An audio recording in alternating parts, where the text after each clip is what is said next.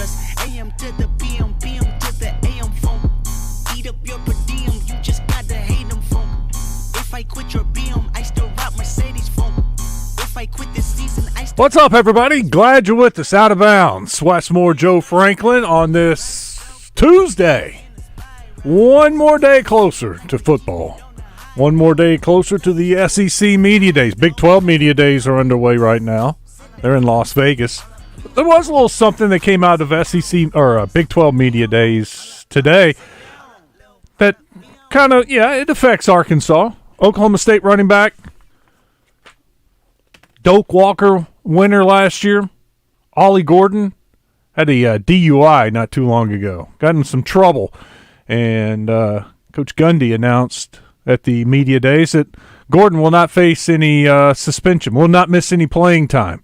I know some Razorback fans thought, maybe suspended for a game, 2, 3 games, whatever the case. Arkansas plays Oklahoma State in Stillwater in week 2. He'll be there. One of the best running backs in the country will be playing against Arkansas. So you don't get a lucky break. Don't need one. That's right. Play the best, and it's news that does not affect Arkansas. It would have affected Arkansas had he been suspended. Mm-hmm. But now you just go about business as usual. He's playing, so that you know who he is as a player, and you show up and try to defend him as best you can. I wonder if he'd have been suspended if A.J. Green wouldn't have gotten hurt. The backup, the former Razorback is going to be his backup. They may be a little thin at running back, and may have changed their plans a little bit. No, I don't know. Gundy may have, He said he's going to he'll have some stuff in-house that he has to take care of as far as punishment, but he's not going to miss any time. I was thinking because of football and SEC Media Days right around the corner, and the magazines are out. Phil Steele is going to join us on the show Thursday. He's going to call in but basically right when we get started. We'll be live in Conway Thursday. A little golf on the docket for us Thursday. But anyway, Phil Steele's going to join us, and it got me thinking about Razorback football. And that's one of the questions I want to pose today to you. What position has you most concerned? I read a pretty good story this morning from Andrew Hutchison, Best of Arkansas Sports. He took a look at the linebacker position, and I got to think that's one of the positions of concern. Always. I'm sure some people are going to be concerned about the offensive line after last year's dismal performance, and you got some transfers coming in. Don't know how well they'll play, if it's going to be an improvement or not. I do think it'll be an improvement. Some people are going to be worried about quarterback. Got a brand-new quarterback. KJ Jefferson's been the guy for 3 years. What about Taylon Green? Are you concerned about that position? Defensive line is always a concern because you're in the SEC. You got to put pressure on the quarterback. You got to get after the quarterback. But there are some guys returning at that position. Made me feel pretty good. It's not my biggest concern. I mean, whatever it could be, wide receiver, tight end. Maybe what we could do, Joe, is take some suggestions from some of the callers, maybe some of the texters, and that we can come up with a Twitter poll on that and see if we see a common theme with a position group that people are concerned the most about. Because there could be one I'm not thinking about that people are really concerned about with this team. Receivers. Even though you have returning starters, tight end position, Luke Hass, we saw the player that he is, but what else is there to go with Luke Hass? So there are some questions all around this roster, and it's going to be a continuing trend every year pretty much because of the transfer portal and how vital that is. And we know that players are going to move and leave this roster, and then you're going to have to bring in players to try to replace them on the roster. It happens every year. There are going to be players that move on, go into the draft, or any sense that players are no longer playing for the Razorbacks. Armstrong is back. Broden is back at wide receiver. Satania is back. Tesla is back. But it wasn't like they were game changers. They seem to be solid wide receivers, but can they develop a game changer, a guy that can take the top off, or a guy that can catch a little 5-yard slant and take it to the house? It'll be different for them. They're playing with a different quarterback and a different offensive coordinator. Is he going to be able to put them in better positions that they can get the ball in their hands and do something with it? That's what everyone is thinking because of Bobby Petrino and his track record, how he is with offenses, how he schemes it up, how he does with the receivers and quarterbacks. He works well with quarterbacks, but also he draws up an offense to get those receivers open. So the thought is that, yes, they will be better playing in a Petrino offense, but yet to be seen. You know, Jarius Wright and Greg Childs and Joe Adams, they were special. They all ended up with some kind of playing time in the NFL, and they were electric with the ball in their hands. And that's when I think of Petrino's offense. And Kobe Hamilton, throw him in the mix. Just running, in space, getting yards after a catch. That's what I feel like his offense does. That's what I remember from his offense, and I hope he is able with this offense to take the guys that he has now and be able to do something similar. Now, are these guys to the level, what he has now with the Broden and Armstrong and Tesla and Satania? Can he take those guys? I really like the C.J. Brown out of Bentonville. He's a true freshman, but he lit it up in high school last year. Can he take those guys and get some kind of production, something similar or close to the production he had with those guys? Track record says yes. He's done it everywhere he's been. He's done it on every level. We saw with even Missouri State, where you step back a level, we saw that the offense still looked good and it flowed a certain way. And it was a matchup issue for teams at times. Now, you're talking about talent and then scheming up things a certain way. So Missouri State, they were able to show some things on offense, but at the end of the day, playing against Power 5 teams, maybe they would have come up short, but they presented some problems from an offensive standpoint. Just Chuck says no one knows if the receivers can take the top off the defense because their quarterback never had a chance to throw the ball deep because of the offensive line issues last year. A lot of truth to that. Yes, there is. Yeah. So maybe these wide receivers are even better than we know, and that could make the offensive line one of the issues. Even though left tackle gone, right tackle gone, left guards moved on, centers moved on. They're replacing a lot on the offensive line, and maybe that's a good thing. I feel like the two transfers that came in from left tackle and right tackle, the little that I got to see of them in fall and spring practice, that I liked. I like from Fernando Carmona a lot. I think he's going to be a good left tackle. Can he hold up in the SEC? We'll find out. But, yeah, if that's what – I could very well think offensive line should be one of our options for the poll question. I also think wide receiver Probably can the be top option. Probably. Linebacker concerns me a lot. I mean, they lost basically every one of their linebackers. Yeah. Like 97% of the production of the tackles from linebacker. And it's a weird deal because some of those guys, I mean, they would have been the guy this year. I mean, they were the guy last year. Yeah. And for them to leave, it's just weird. And there's something not really with the transfer portal and how things happen these days. It's expected almost. You're at the SEC getting to play the majority of the snaps, getting good tape. I don't know. I feel like there was something there. There was an issue there. There could have been. There could have been that. There's, not saying that there wasn't anything going on, but just expect that there are always going to be changes. And sometimes there are ones you don't see, ones that you're thinking pretty secure there. Yeah. The player seems happy. The team is happy with him. All of a sudden, the player, he has a different mindset and he wants to do something different. Where did everyone end up? Now, Pupal went to Ole Miss, but so he's still in SEC, but other linebackers, where they end up? Oh, man, I'll have to look it up. Andrew wrote about that in his story today, and it mentioned where they went. They were, Power 5 schools. I'll look that up at some point. Well, just interesting because you mentioned playing in SEC, but Pupal is still there. So if some of them moved around to different teams, then, in their minds, they're probably not missing anything. I think Pupal got rewarded for his success on the field by Ole Miss, and Arkansas wasn't looking to match that. Although that was a big topic and controversy, and I know his dad came out and said certain things that it wasn't a money issue, but we'll take him for his word, I guess. But and then as far as recruiting, when you recruit these players that are in the transfer portal, whenever they decide that they want to leave, Lane Kiffin. He shows up in person in Fayetteville to go talk to Pooh Paul. It's not like they had a video chat or some other means. He showed up to go see him. With money in hand. Maybe so. Maybe so. Maybe he already had it loaded up and ready to go. But, yeah, Ole Miss racked up in the portal. All right, here you go. Chris Pooh Paul went to Ole Miss. Jaheim Thomas went to Wisconsin. And Jordan Crook went to Arizona State.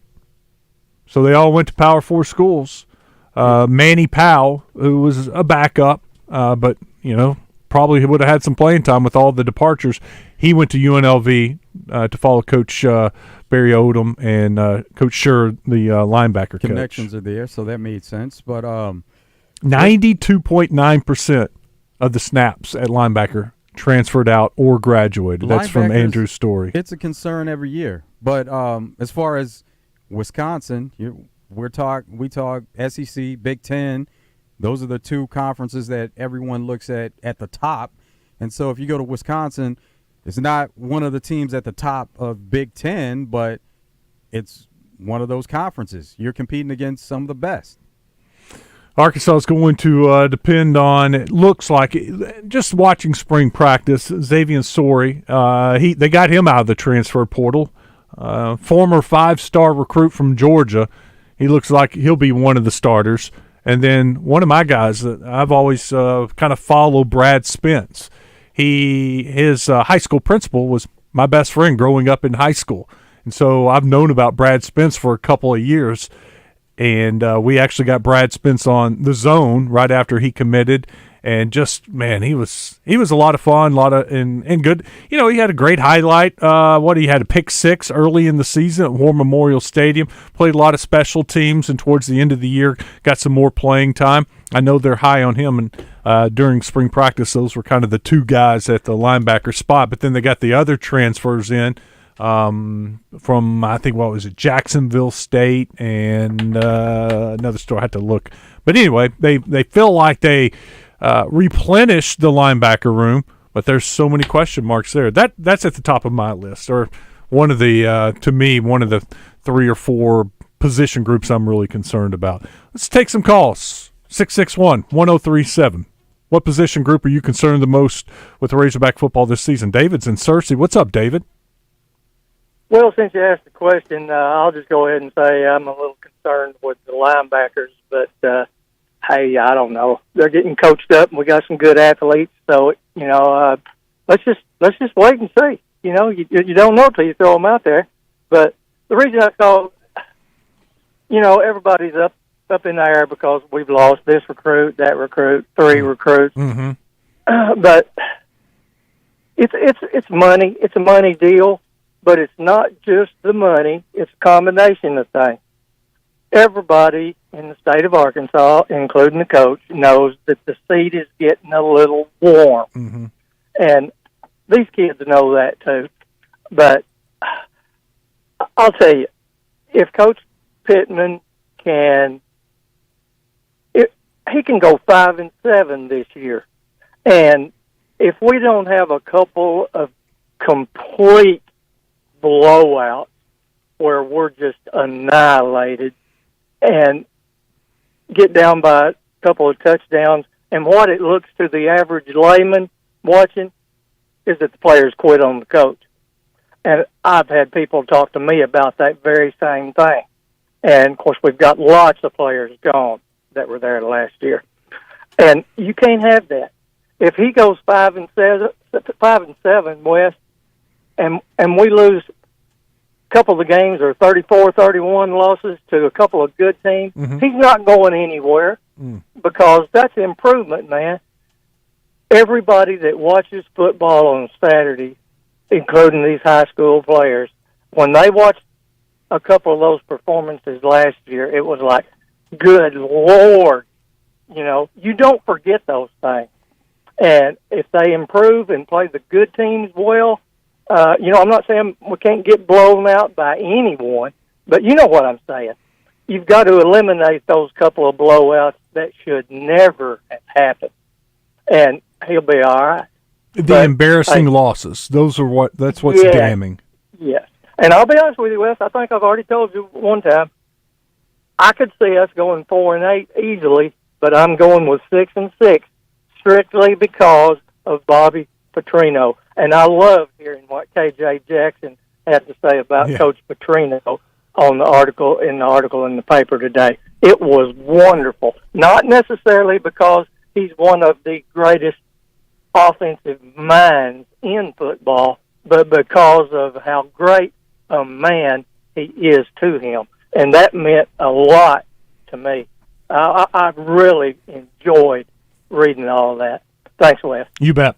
Thank you for the call, David. Last year they had some disappointing but close losses early in the season. The BYU loss at home, but, it was a 7-point game. That was disappointing. LSU on the road, they played them to a field goal. A&M lose by 12. Ole Miss, at Ole Miss, you lose by 7. Alabama, that was a good game. You go to Alabama, only lost by 3. But then that's when it started getting disappointing. And I know with the backup and the quarterback situation, the Mississippi State game was just it was ugly. 7-3, and the offense looked putrid and just dysfunctional, and it was just bad. It was bad football. It was hard to watch. It was embarrassing. And then they make the change, and they go out and beat Florida on the road, and things are starting to feel a little bit better, but then you lose at home to Auburn by 38 points, 48-10. Beat Florida International, and then the Missouri game, 48-14. It was bad. It was embarrassing. Those are the kind of losses, and that's why you have that bad taste in your mouth, because of the way the season not only ended with the record, but because of the way the season ended with those 2 losses. They were just disgusting. And then you throw the Mississippi State game in there, and I know that was the end of the Dan Enos era, but those were just, you just walk away and you weren't, part of football and being a fan is being entertained, and there was nothing entertaining about those games. There was nothing entertaining about the end of the season, and they just left a bad taste in my mouth, and I think a lot of fans' mouth. 5-7 is not going to get it done, though. That's not going to be good enough, even if you're talking about close games with the results of some of the games this season. 5-7, it's not. And there was already talk about hot seat last season, and now if you go into this season and you come up short of even making a bowl game, just don't think that that's going to be enough to stand up to say, okay, let's think about running it back and doing this again. It just doesn't make sense in the big picture. Now, that's not to say it couldn't happen, but just thinking right now, 5-7, it just doesn't seem like that's going to be something that'll be lasting for the administration to say we're going to do this again. Yeah, I think 5-7, a change happens. There could be some special circumstance that believes that he has turned the program around and that things are looking up. Maybe it's Taylor Green getting hurt early in the season and the team is struggling and they're like 1-7, and then the young quarterback comes in, whoever it might be, and then they start rolling, and all of a sudden you look up, they're 5-7, 4 straight wins, and you have a better fit. Maybe it would take something like that, in my opinion, for 5-7 for him to keep his job. I'm not going to say dead. 5's the magic number. He only goes 5-7. He's gone because anything can happen. But I got to think you got to get to a bowl game. You got to show some significant turnaround, some progress to keep it going, because you nailed it, Joe. If you're already on the hot seat and you can't get to a bowl game, I just don't see it happening and turning this thing, this program back into his hands again for another year. Yeah, there's a lot of unknowns as we sit here at this point, and there's still going to be a lot of unknowns until they actually get on the field. But the excitement is with Bobby Petrino, and that's where it was coming off last season. There was a lot of thought. What is there to look forward to, and is this team going to be any better in any sense? And then hired Bobby Petrino as offensive coordinator, and now that kind of changed the thinking a bit, but still just don't know what's there complete as the entire team. You feel good about what could be there offensively, but just don't know the team as a whole. Yeah, I liked what I saw at Travis Williams and the defense and a little bit more aggressive play at times last year. I do think the defense got worn out from the offense's lack of ability to move the ball, get first downs, and just constantly keeping the defense on the field. But I think that that combination of Coach Williams at DC and Petrino at OC gives me a little optimism and a little reason to get excited about the season. On the D3 Auto Sales text line from the 940, setting the bar at 5 wins is pathetic. And I don't think that's the bar. It doesn't need to be. The bar needs to be set at 6, 7 wins. But when you're trying to dig out of this hole and turn things around, 6 has got to be the bar this season. And then you just raise it a little bit more as the team gets better and starts to show some improvement. All right, we got to take a break. Here's what we got coming up on the show today. Monty Patel is going to join us. He's coming into the studio. We're going to talk about Team Arkansas, the basketball tournament. TBT gets started here in about 2 weeks. They start practice next week. We'll find out about Team Arkansas, who all's on the team, and find out we'll educate you a little bit if you're not familiar with the basketball tournament. It's moving from ESPN over to Fox this year. So I'm kind of excited about that. Also coming up, Coach Zimmerman will join us. We'll talk some hoops with him too. We're going to take some more of your phone calls. What position group are you most concerned about? We'll talk some football, some basketball, have a little fun today. Stick around. It's Out of Bounds.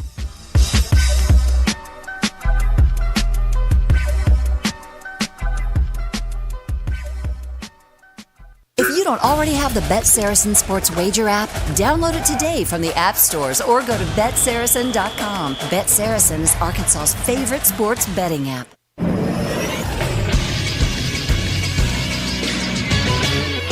This is Sports Center. Arkansas football announced which 3 players they will send to SEC Media Days along with Coach Sam Pittman, senior wide receiver Andrew Armstrong, senior defensive lineman Landon Jackson, and junior quarterback Taylon Green. This will be Jackson's second time at SEC Media Days and the other two's first time. This year's SEC Media Days will take place in Dallas from July 15th to 18th. Arkansas is set to go on the 18th. And the Arkansas Travelers start their 6-game series against the Midland Rockhounds tonight. Game 1 would be at 6:30. Coverage for all Travelers games can be heard on 106.7 Buzz 2. I'm Christian Weaver with the Buzz Radio Network.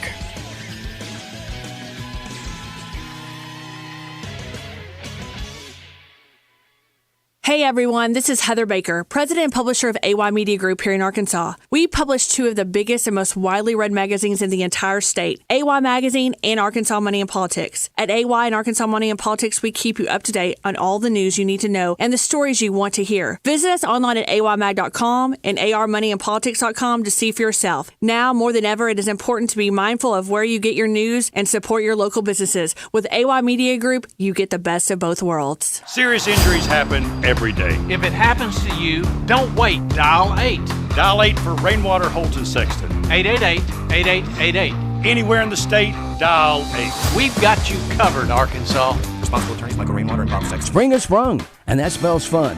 Fun is in Arts Marine in North Little Rock. Arts has new 2024 G3 Tri-Tunes. That's right, I said Tri-Tunes in stock. And as always, don't forget Arts Marine is your John Boat headquarters. They're powered by Tohatsu and Yamaha outboards. Arts also has an excellent selection of the ever-so-popular G3 boats, models 22, 23, and 2024. Make your summer one to remember by stopping by Arts Marine in North Little Rock. Take the Levy exit. Had a devastating knee injury, tore my ACL, tore my PCL, shredded my medial meniscus, and had an initial surgery. That really didn't hold. Had another follow-up surgery around 8 years later. That didn't work, and I didn't want to undergo another surgical procedure. Enough with the surgeries. They didn't ease the pain, and recovery was brutal. Carmen heard about another treatment for pain relief, the non-invasive regenerative treatments at QC Kinetics. I simply figured, heck, I'm going to pick up the phone and call QC Kinetics, and since I've been treated, my quality of life has dramatically gotten better, and I can't thank QC Kinetics enough. These are the nation's leaders in regenerative medicine. QC Kinetics uses the body's own healing components to help provide relief and functionality. 10 months ago, I had difficulty walking up and down a flight of steps. Now I can do just about anything I desire. I'm back to the old me. If you have joint pain, before you consider surgery, call QC Kinetics. The consultation is free. Call QC Kinetics, 501-222-8440. That's 501-222-8440. 501-222-8440. Arkansas broadcast legend Craig O'Neill joins Morning Mayhem each week, presented by Petit Jean Meats, locally owned and operated for 4 generations. With Petit Jean Meats, people always know where their meat is coming from, made right here in Arkansas. For over 30 years, Pickup Truck Accessory Warehouse on 65th and University has been Arkansas's truck accessory headquarters and the only stop for all your truck parts and accessories. If it goes on a truck, Pickup Truck Accessory Warehouse has it, like step bars, bed covers, toolboxes, and ladder racks, as well as gooseneck, fifth wheel hitches, and drop hitches. All this and more can be found at Pickup Truck Accessory Warehouse, a WeatherTech Diamond dealer, 501-568-0040, or online at arkansastruck.com, and ask about the all-new RSI Smart Cap.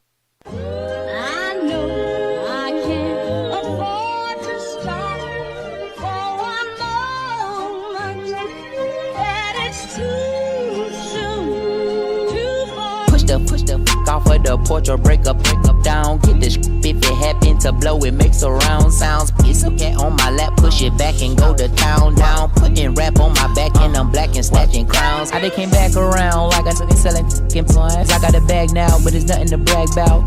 Blast in the background, I'm a black man with the bloodhounds. 10-10 making love sounds to a bad chick. She from uptown, no from down south, not a loudmouth. We could f around. Hit the music, baby, cut it down. Hit it while you do me indubitably. I feel like I'm a now. I feel like a bust down when I shine bright. Blind is up now. In the cut, big black truck sacked up. You can pick it up now. Welcome back. It is Out of Bounds. Wes Moore, Joe Franklin. We're going to talk a little basketball. Monty Patel joins us now on Out of Bounds. What's up, man? How are you, Coach? Of Arkansas. There you go. I got to turn your mic on. I turned it on, but I forgot to turn it up. So you got the basketball tournament, TBT, starting up here in, 2 weeks? Starting Monday. We start training camp Monday here in Little Rock, and then we play our first game next Friday. Oh, wow. On the 19th. Wow. What do you think of the team? I love it right now. I mean, we've got all the guys back from last year that we really, really enjoyed. We've added some pieces to go around them to fit in a little better, and we're excited. Me and Adriel were on the phone yesterday for about 30 minutes just talking about just what a good vibe it was last year, how much everyone enjoyed each other, who they're excited to see, what they're excited for this year. So, I mean, we're excited. It's going to be a fun time. You said Adriel. You're talking about Adriel Bailey. Yes, sir. Adriel Bailey. Great dude, great human being, great energy. I mean, if I could live life as happy as Adriel does, I'd be a lot better in life. Run down your roster. Who all do you have? From Arkansas right now, we have Jalen Barford, Adriel Bailey, Dustin Thomas, Darius Hall, Hunter Mickelson. Then from Little Rock, A.J. Walton is playing with us, played at Baylor. We added him, very unselfish dude. Then some guys that have connections with us. Brandon Wood played for us last year. Drake Jeffries is coming on. I knew his agent from college. He's a Jonesboro guy. And then Jordan Bernardo, his brother played for us, Jarvis, who won a championship with the Heat. Jordan's younger, and he's playing pro ball still. Jarvis was kind of on the back end of his career, so we just asked his brother if he wanted to come along. So those are our 9 right now, and I'm hoping I'll find out here today or tomorrow if we've got one other guy we're adding. We're kind of keeping it tight-lipped up until it actually happens, but if it happens, we're going to be really excited for it. Who have you guys added to the team that wasn't there last season? We got Barford back. Barford told me straightforward last year that he wanted to play with his Jackson Underdog guys that he had grown up with, and so they was going to be their last year on the team. So we added Barford back. We added Jordan Bernardo. We added Drake Jeffries, who's playing on the Raptors G League team. We added A.J. Walton. And so everyone else played for us last year. How did you guys do last year? Made the Sweet 16. Really hard to play, 8-on-5 when you go to Wichita, and they got 9,000 fans, plus the referees involved. And, I mean, every home court, you hope to have that.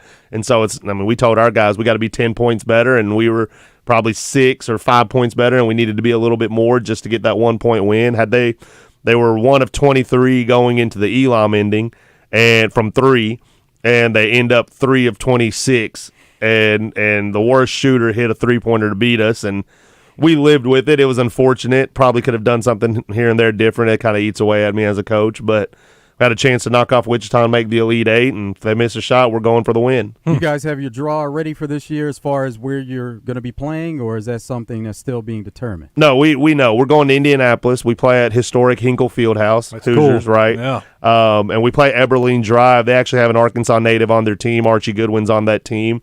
Eberlein had made the finals about 6 years ago of TBT. So honestly, it's a tough draw. I was on the phone with TBT earlier just telling them how disappointed I was with how they seeded it out. But, I mean, the tournament's all pros. And, I mean, Eberlein still, they haven't won a game in the last 2 years in the first round. They always have big names, and it's a matter of just meshing. They don't have an alumni base, so they just go get whoever they want. And sometimes that gets harder not knowing the guys you're playing with or not knowing how they play. So we're hoping that's an advantage for us early on, just trying to come in and knowing who each other are. How does it work in the beginning? Is it a true NCAA tournament? You play that first game and lose, you're done? You're done, one and done. 64-team, March Madness style. Only team that gets paid is the $1 million team. Nobody gets paid? No. Nobody gets paid. I mean, except for the team that wins. Except the team that wins. Now, people have turned this into a true professional league where funders are paying for guys to play.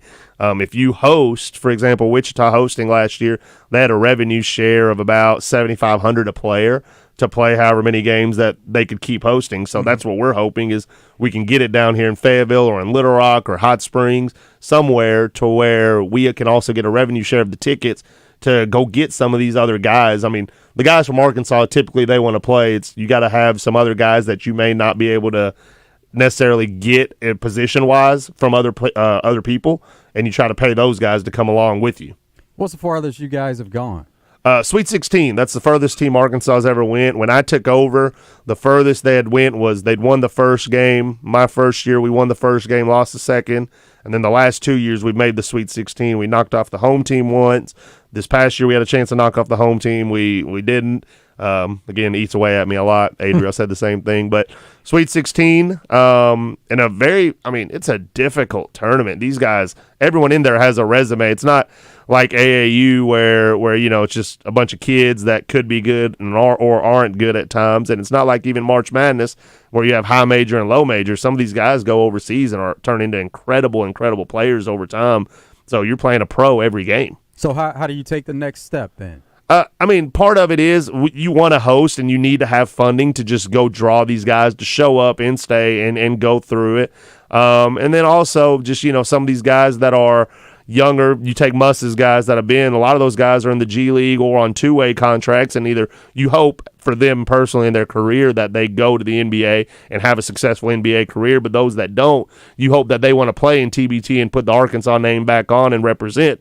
So over the years, you just got to see kind of who's available and who's not, but we try our hardest to at least, because University of Arkansas is a little smaller than compared to other schools in the country, that you can get other Arkansas guys that are involved from the state that may have left. I mean, Archie's a prime example, a guy that went to Kentucky that's playing high level overseas. You hope, he could have been a Razorback. We'd have been very happy with him. Kayvon Allen, another name. Those guys have played in TBT, but they're not University of Arkansas guys, so you try to find the right ones. What do you need on this year's team? Are you missing anything? I honestly, and I say this, and heck, we'll mess around and lose the first game, right? But I don't want to jinx it. But I think we have the best, well-rounded team I've had in 3 years. The first 3 years is a big learning curve in professional basketball. I mean, I'm not ignorant. I know I'm a high school coach, and I know I'm working in something that's well above me at times, and so I've made sure to educate myself a ton on it. This year has been the most calm year for me in terms of players, because now I understand what countries are really good, what countries aren't as good with where these guys play, who to get, what's going to be successful. I mean, I'm not afraid to say even last year's team was probably the worst team we had on paper, and we made the Sweet 16 with the chance for the Elite Eight, but those guys genuinely, even the new guys you added, loved each other, wanted to be around each other. They were inseparable. It was fun to be around, and that showed you a lot that maybe there's guys with better resumes, but people may not always want to be around those guys. I mean, any example in that you take NBA, even Anthony Edwards, which I don't know who he is as a person by any means, but if he doesn't fit in with the other guys, there's going to be some resentment, and you don't want that on a team. So you've really got to find the right people that blend in and that like each other, and that's where we changed. Barford's been a big linchpin of it, of helping me find guys and who they want to play with and who he wants to have, and those guys can recruit themselves, and they give me names, and Barford's respectful enough and trusts my knowledge enough to say, hey, I don't think he fits, or hey, we should have him. And we've made our run at guys, and you try to take the first 10 that come on, and after that it's kind of like a waiting list, because I don't want I don't want to do anyone dirty and just cut them and say someone else came better. That's not the right way to do business, in my opinion. Even though it is pro, you still want to try to have some sense of loyalty to these guys. You have a certain style of play that you like, or is it based on matchups and what you can do with the opponent? So it's actually both. We like to play really fast. That's just Arkansas brand of basketball. We like to play fast. We like to get up and down. We like to play random basketball in some sense to where you're just making decisions and our players are making the decisions on the court out of some kind of action. But at the same time, like, we also scout very in depth of what they do overseas, what their weaknesses are. So if we can find a mismatch on the court, we're going to try to abuse that mismatch until they get off the court or until they take a timeout and they have to adjust. I'm so fortunate, man.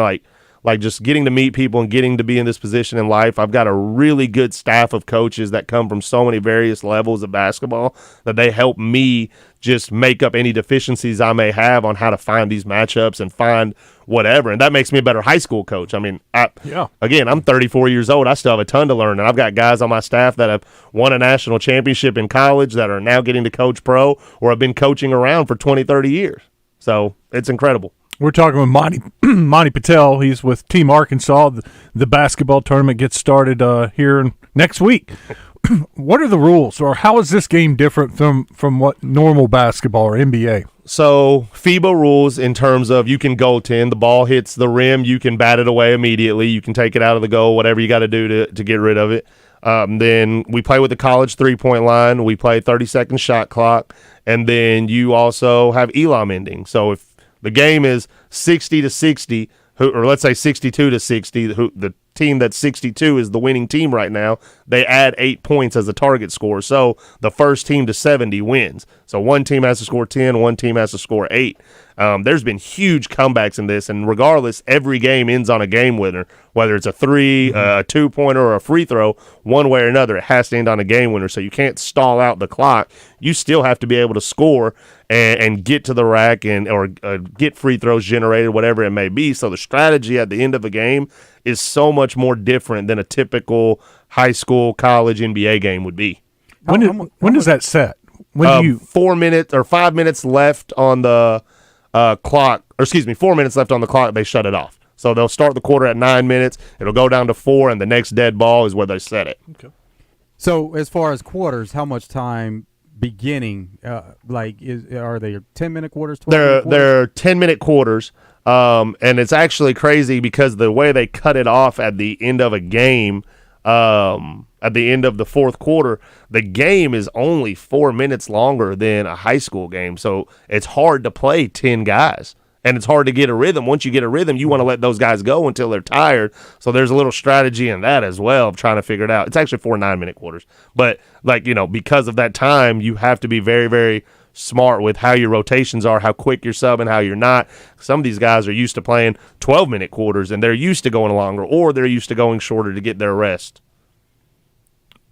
How long has one of these games gone? I mean, because I could see maybe somebody gets playing some good defense, and it's actually because they shut the clock off, right? Mm-hmm. So there's not even a clock running. How long? I guess you can see a game go on and on and on. No, the time frame still, every game's done within 2 hours. So it's like the clock will go the first, second, third, fourth quarter. So even if they only scored 12-10, they shut it off. These guys still got to get to 20. And so at some way or another it happens, because even the other rule change that I didn't mention, if you get fouled and it's not a shooting foul and you're in the bonus, they get one free throw and the ball back. So you can't even intentionally foul a worse shooter, because you may give up a 50% free throw shooter a point, and then they get the ball back. And so it makes it a little harder, and you got to adjust your strategy. Elam ending it's exciting, and it's really aggressive. It seems like teams get more aggressive at that point because they realize the sense of urgency, and this is what has to be done to get the win at that point. You're hoping in the fourth quarter you don't have a bunch of team fouls going into Elam, so you can be a lot more aggressive and not give up the free throws. There's 5 fouls before you get in that bonus. But, I mean, I had a big buddy of mine, big Razorback guy. He drove up last year to watch the Wichita game against us, and he's like, I've watched so many Razorback basketball games in my lifetime, and this is probably the most exciting thing I've ever felt because of the Elam ending. And it is incredible. My heart rate, I keep my Apple Watch on. It's on airplane mode, NCAA rules and their rules, but my heart rate spikes every time because it is your adrenaline is just rolling during that time. Now you do seem pretty animated during the games also. As far as like you'll have conversations when you see that, certain calls don't go your way that should. You let the refs know about it. You got to fight for your guys. I've always told my high school guys, and I tell the pro guys, y'all worry about playing. Let me worry about the referees. That way our focus is where it needs to be. I've got to work the ref throughout the game, and we've done a good job of that at times. I mean, I'm not going to lose my mind on a referee. Heck, I think we're at a shortage in the state and in the country anyways. But, you got to fight your right battles, and you got to be right about it too. If you're wrong every time, they're not going to listen to you anymore. He's Monty Patel. We're just getting started. We'll talk more about the basketball tournament and Team Arkansas when we come back. Stick around. It's Out of Bounds.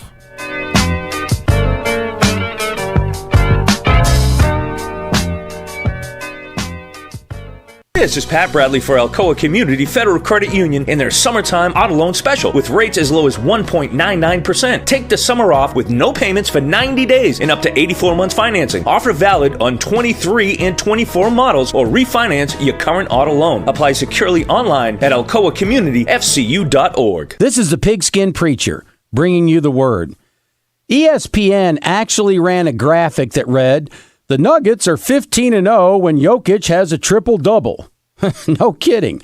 In other words, the Dallas Cowboys are 112-3 when Tony Dorsett rushes for 100 yards. The New York Yankees are 51-0 when Babe Ruth hits 3 home runs. The Edmonton Oilers are 71-2 when Wayne Gretzky scores 5 goals. And Roger Federer was 93-1 when he served 30 aces. Tell us something we don't know, boss. By the way, the Nuggets ended up watching the NBA Finals from home, too. Doublebees is here to speed you on your way. You can pay at the pump and take advantage of all kinds of time-saving tricks so you can be on your way and keep living life. Doublebees. It's where you gas it, grab it, and go. That's Doublebees. We love our backyard. This year we added an all-brick outdoor kitchen. We couldn't wait to show it off. But what happened? Mosquitoes. Basically, we did all this work for them. Instead of entertaining and providing food for our guests, we became the food. We wasted all that time and money on a yard we couldn't even enjoy. Then we called Mosquito Joe. After just the first treatment, Mosquito Joe gave us our yard back. Now we're the favorite neighborhood hangout. Visit arkansas.mosquitojoe.com. With Mosquito Joe, outside is fun again. Ed Ruff, the president of Petit Jean Meats, was sitting in his office not too long ago, staring at the calendar. July fast approaching. In July, National Hot Dog Month, and Ed was trying to figure out a way to celebrate. And then it came to him. I got it. His idea? Donate a portion of all Petit Jean hot dog and chili sales to Arkansas Children's Hospital. You get a rough idea of the rough idea. It's happening in July, Hot Dog Month. Celebrate and donate at the same time.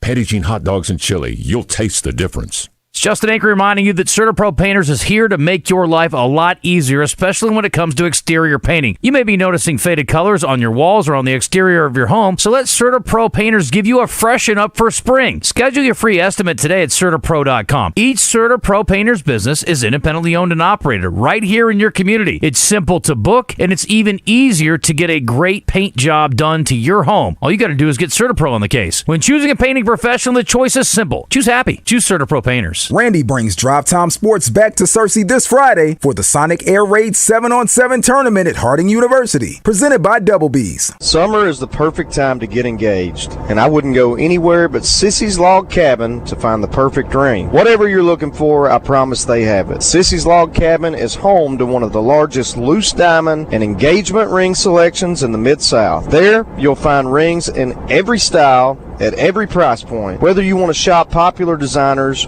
like Rahamanov diamonds, or looking for a one-of-a-kind vintage ring, or want to create your own custom design, Sissy's can make it happen. They also have incredible financing options that put even the most dream-worthy rings within reach. Of course, what really sets Sissy's Log Cabin above the rest is Sissy's promise of unmatched quality, superior service, and brilliant natural diamonds. It's truly the foundation of the Sissy's experience, which you won't find anywhere else. Ready to find a spectacular engagement ring? Shop online at sissyslogcabin.com. Make me sweat, make me harder, make me lose my breath, make me water, make me sweat, make me harder, make me lose my breath.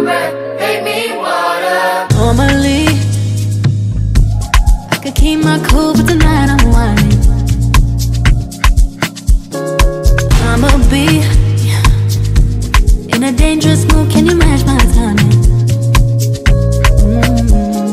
Telling me that you're Welcome back to Out of Bounds. Wes Moore, Joe Franklin, Monty Patel with Team Arkansas in the basketball tournament.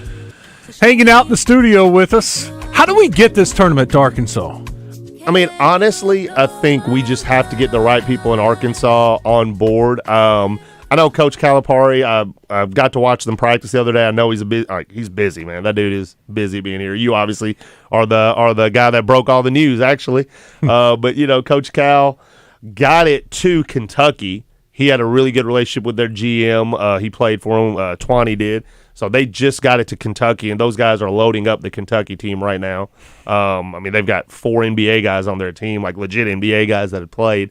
But you're hoping Coach Cal wants to bring it here because I know Coach Cal is a big family guy, and it's like you can get involved with the Razorback family right here by getting to know some of the old guys, bringing them to the new guys. That's what a lot of the teams have found value in. You got your old pros from like Wichita coming to meet the new guys at Wichita, and then bonding and being around and giving them some like leadership idea or like ideas to how to be better leaders, be better players. So you're just hoping you get the Fayetteville people involved. We almost had it in Little Rock. Part of the deal just didn't make sense for TBT, which I understood TBT side of it 100%, but I thought we had it in Little Rock. So we just got to find the right venue that makes sense, that wants to really, really get behind it. And I'm not opposed to anywhere. I just want it in Arkansas.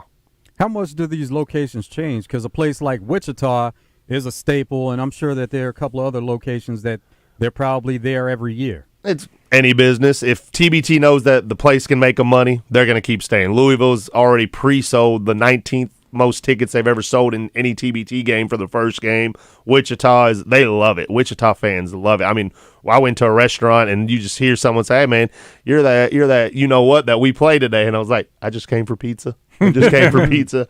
But I mean, it's they want to keep it somewhere where they feel like the fans will show up, they will have good home court. They try not to change too much, but they know sometimes people don't want to stay involved. I know last year they had a region that busted really bad and their team lost in the first round, and if you can't get your home team in, you're not going to make any money. They know, like, even at Hinkle, no one's coming to our and Eberline's games. Like, we're taking all our AAU kids. We're taking our AAU kids and giving tickets special price to our parents because there's a live weekend going on up there as well. So we'll bring 75 of the fans out of maybe the 100 that are there. But it'll be fun for our guys. But the Butler team and the Indiana team and the Purdue team, they'll draw all their fans because they're all Indy-based. Mm-hmm. I would think it would be a success here in Arkansas, either in Fayetteville or Little Rock. I think because this is a dead time of the year, July, you can go be outside or you can be inside of a gym. And tickets are cheap. Like, I mean, $10, $15. It's not like an overly priced. Now, you can sit courtside, but that's $75. Mm-hmm. And, I mean, we even sell sponsor seats on our bench just to get people sponsored in with us and be a part of us. But, like, I think if you bring this to, like, and Bud Walton's too big. You're not going to feel that for this. But you'd take it to Barnhill. Imagine games back being played in Barnhill, especially high-level fun games. Like, that gives me chills every time I think about it, trying to get it to Barnhill. That's the ultimate goal. Now, if we could host at a UCA if they wanted to get on board, and there's nothing wrong with that. And then UCA would get some of that profit to help fund their program. That's a great program that's trying to figure it out in the state, especially with NIL now. You can put some NIL to them. You could host at Euler. They want to host in gyms that aren't overly big. So Bud Walton they would be out on. And Simmons, if we would have done it there, we'd have just had to cover up the upper bowl. But Barnhill, you could fill that whole thing up. How different is the approach as far as coaching TBT and then coaching high school? Of course, you got a different skill set you're dealing with. High school kids, you're still in the teaching process. But what people don't realize, like Steve Kerr coaches Team USA, he's coaching pros just like he coaches the Warriors, but it's still a different mindset. Coaching guys that you're just putting this team together and trying to get the best results there. It's a lot different, but it has some similarities. You know, I learned this in my first year of TBT, and this isn't a shot at anybody. This is just us as a staff learning. Sometimes the word pro gets overvalued. Pro just means they're good enough to make money at it. They still need help making decisions. They still need help putting together an offense, putting together a defense, making sure we're all on the same terminology. And so that part of it's fun. just kind of getting the guys on the right page, but they understand, what a DHO is. In high school, I got to teach a DHO and teach them what that terminology means, and which is dribble handoff. But in the pros, they know if I say DHO, they know what that is. And so it's less teaching on that side of it. But when we're talking about actions and how to get into them and what we're calling them, that's the part of it where you're teaching and you're adjusting and helping these guys like maximize their value. How did you earn their respect? Pros. In all honesty, and this is just me being very, very truthful about it. I didn't know if I ever had it. And then when we were playing in the Omaha game the second year, I know we always had our media timeout, and they're long media timeouts, so me and the staff sit around and talk for a little bit about what we need to do and what our ideas are. Then we talk to the guys without over-talking to them for like 2-3 minutes. And Barford is actually very, very upset about something, and he's yelling at Coach Witters at UCA, hey, go get him. And he walks over, he's like, Barford, and then once I was like, what do you mean? And they're like, hey, like, they want you to coach. Go coach. Like, they trust everything you say. And I went in there and I just kind of let them have it, and Barford's like, oh, yeah, we're not rebounding, we're not doing this, let's go. Because then later on in that timeout, I was even more mad, and I got to remind myself these were grown adults, and I told one of our assistants, like, sometimes I wish I could talk to them like I do my high school kids and get after them, and our assistant coach is like, they will respect you more if you do, and I just went in and lit them up in that game, and they were like, you're right, let's go win. And it was awesome, because then after that, even Barford told me at the end of the thing, he's like, man, you can coach. Like, you can coach pros, you can coach us. Like, I mess with you. And I was like, that means a lot to me that you don't even realize, because at times you're timid about this stuff, coming from high school all the way, coming from 16-year-olds to guys that are 30. Some guys are older than me. But fun. This is fun. I'm enjoying it. Monty Patel with us in the studio. When we come back, Matt Zimmerman will join us. He's got a little coaching experience. Does have a lot of coaching experience. Yes, he does. We'll continue the talk. Glad you're with us. Stick around. It's Out of Bounds.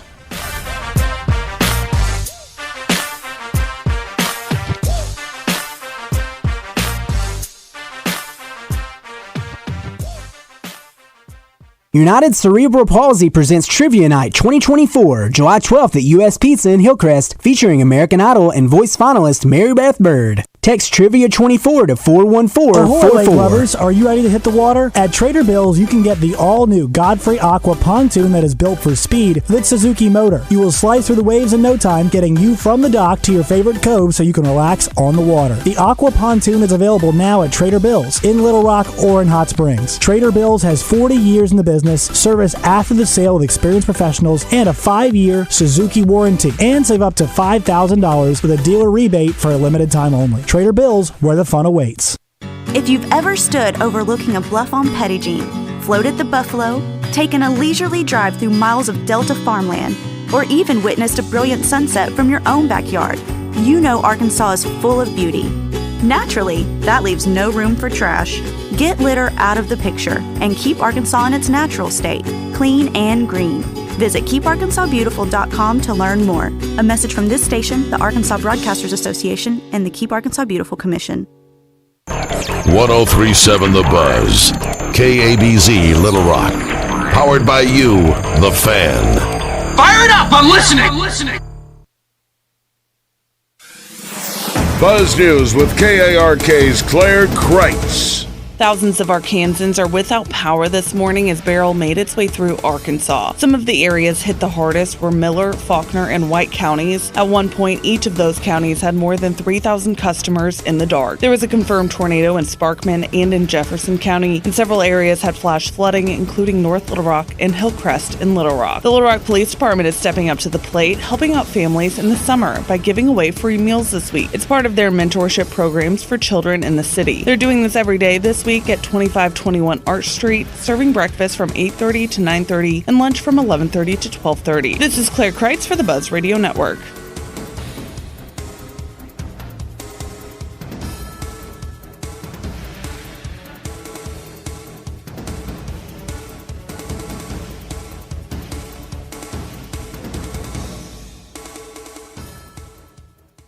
The Zone Hotline on 1037 The Buzz is presented by Jim's Razorback Pizza with 2 locations, Highway 10 past Taylor Loop and just off the Morgan Maumelle exit. Weather from the Fletcher Weather Center. with KARK's Pat Walker. As the remnants of Beryl leaves Arkansas, the heavy rainfall will leave the state too. Still, some spotty showers will be possible this afternoon with a cloudy sky and a high of 82 in Little Rock. Tonight, clear out the clouds and drop down to 68. For the Buzz Radio Network, I'm meteorologist Pat Walker. Riverfront Steakhouse Special, dinner for two for $60. 10-ounce filet, fried shrimp, 2 sides, and our famous salad bar. Only $60. Good Thursday, Friday, and Saturday night. Political strategist and host of the Sunday Buzz, Bill Vickery, gets in the mix with the guys from Morning Mayhem. Brought to you by Dugan's Pub with cold beers on tap, weekday lunch specials, and games on the big screens. And by Dizzy Gypsy Bistro, just around the corner from Dugan's in the River Market.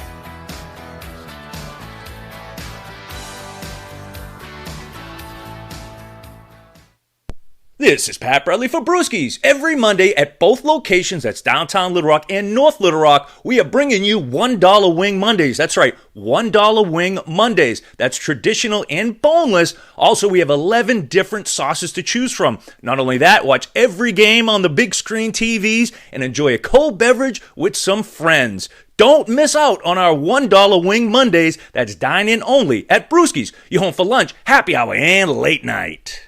Heartland Rehabilitation and Care Center in Benton proudly offers compassionate and loving care to our veterans, meeting the unique needs of every veteran who calls Heartland home. Visit heartlandrehabcenter.com. This is Chris Roberts with Southern Bank. Southern Bank is a 137-year-old community bank with branches across Arkansas founded on strength and stability. Real community-style banking, local decisions, and friendly staff you know by name, all coupled with competitive deposit and loan rates. From small to large projects, we can handle it all. So what's holding you back? Give us a call at 501-424-0900 or check out our website at bankwithsouthern.com. Learn how you can experience the Southern Bank difference today. Member FDIC. Tune in each day to Drive Time Sports to hear Trey Biddy talk all things Razorbacks. Brought to you by Chris Crane Hyundai, Arkansas's #1 Hyundai dealer, and Genesis of Conway, Arkansas's only Genesis dealer. Genesis of Conway, the future of luxury today. Want to get in on the conversation? Shoot us a text at the D3 Auto Sales text line at 501-614-1037. D3 Auto Sales in Desart, the #1 independent dealer in the state, with the best prices and largest selection on pre-owned vehicles, including leveled and lifted trucks. Find them on Facebook. Whether it's football, baseball, or basketball, from high school to the pros, hit us up on the D3 Auto Sales text line. ESPN Radio Extra Point with Freddie Coleman. There are plenty of people that believe, man, look how they're constantly with the Boston Celtics. Everything you said is right about how they got their main guys locked up for at least the next 2 to 3 years, whether it's Jaylen Brown, Jason Tatum, Drew Holiday, Derek White, Kristaps Porzingis. That's a squad and a half that a lot of teams have got to try to take down. Because for the first time in all of their careers, not named Drew Holiday, they're about to find out what Steph Curry and Golden State went through when everybody is going to give you their best shot. There's no longer a day off involving the Boston Celtics. Everybody that you play, either at home or on the road, oh man, the Kings are coming to town. Just like they said in the movie the original Kings of Comedy, the Kangs of the NBA are going to be coming to town. So that's Steph Curry's way of playing a Jedi mind trick. When you have a championship, you are the king of the hill, and everybody wants to knock you off that hill.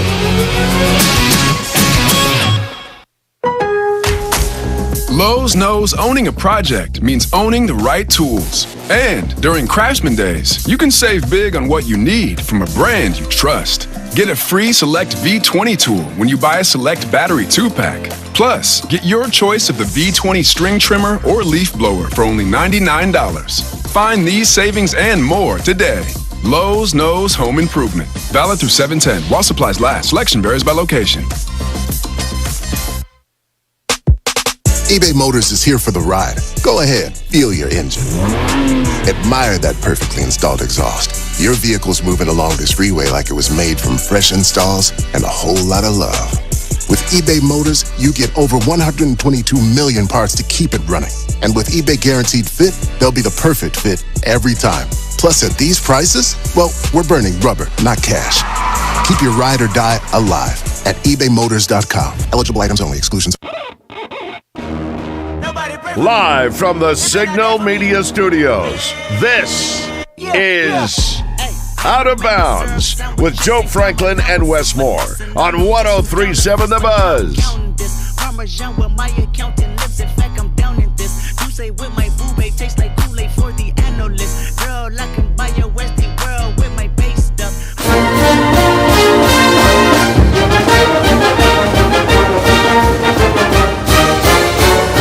It's time for your Razor Hog update on Out of Bounds. Brought to you by Floyd's Seafood, Keel Avenue in Sherwood. It's crawfish season. Floyd's Seafood has live and cooked crawfish. Order yours today.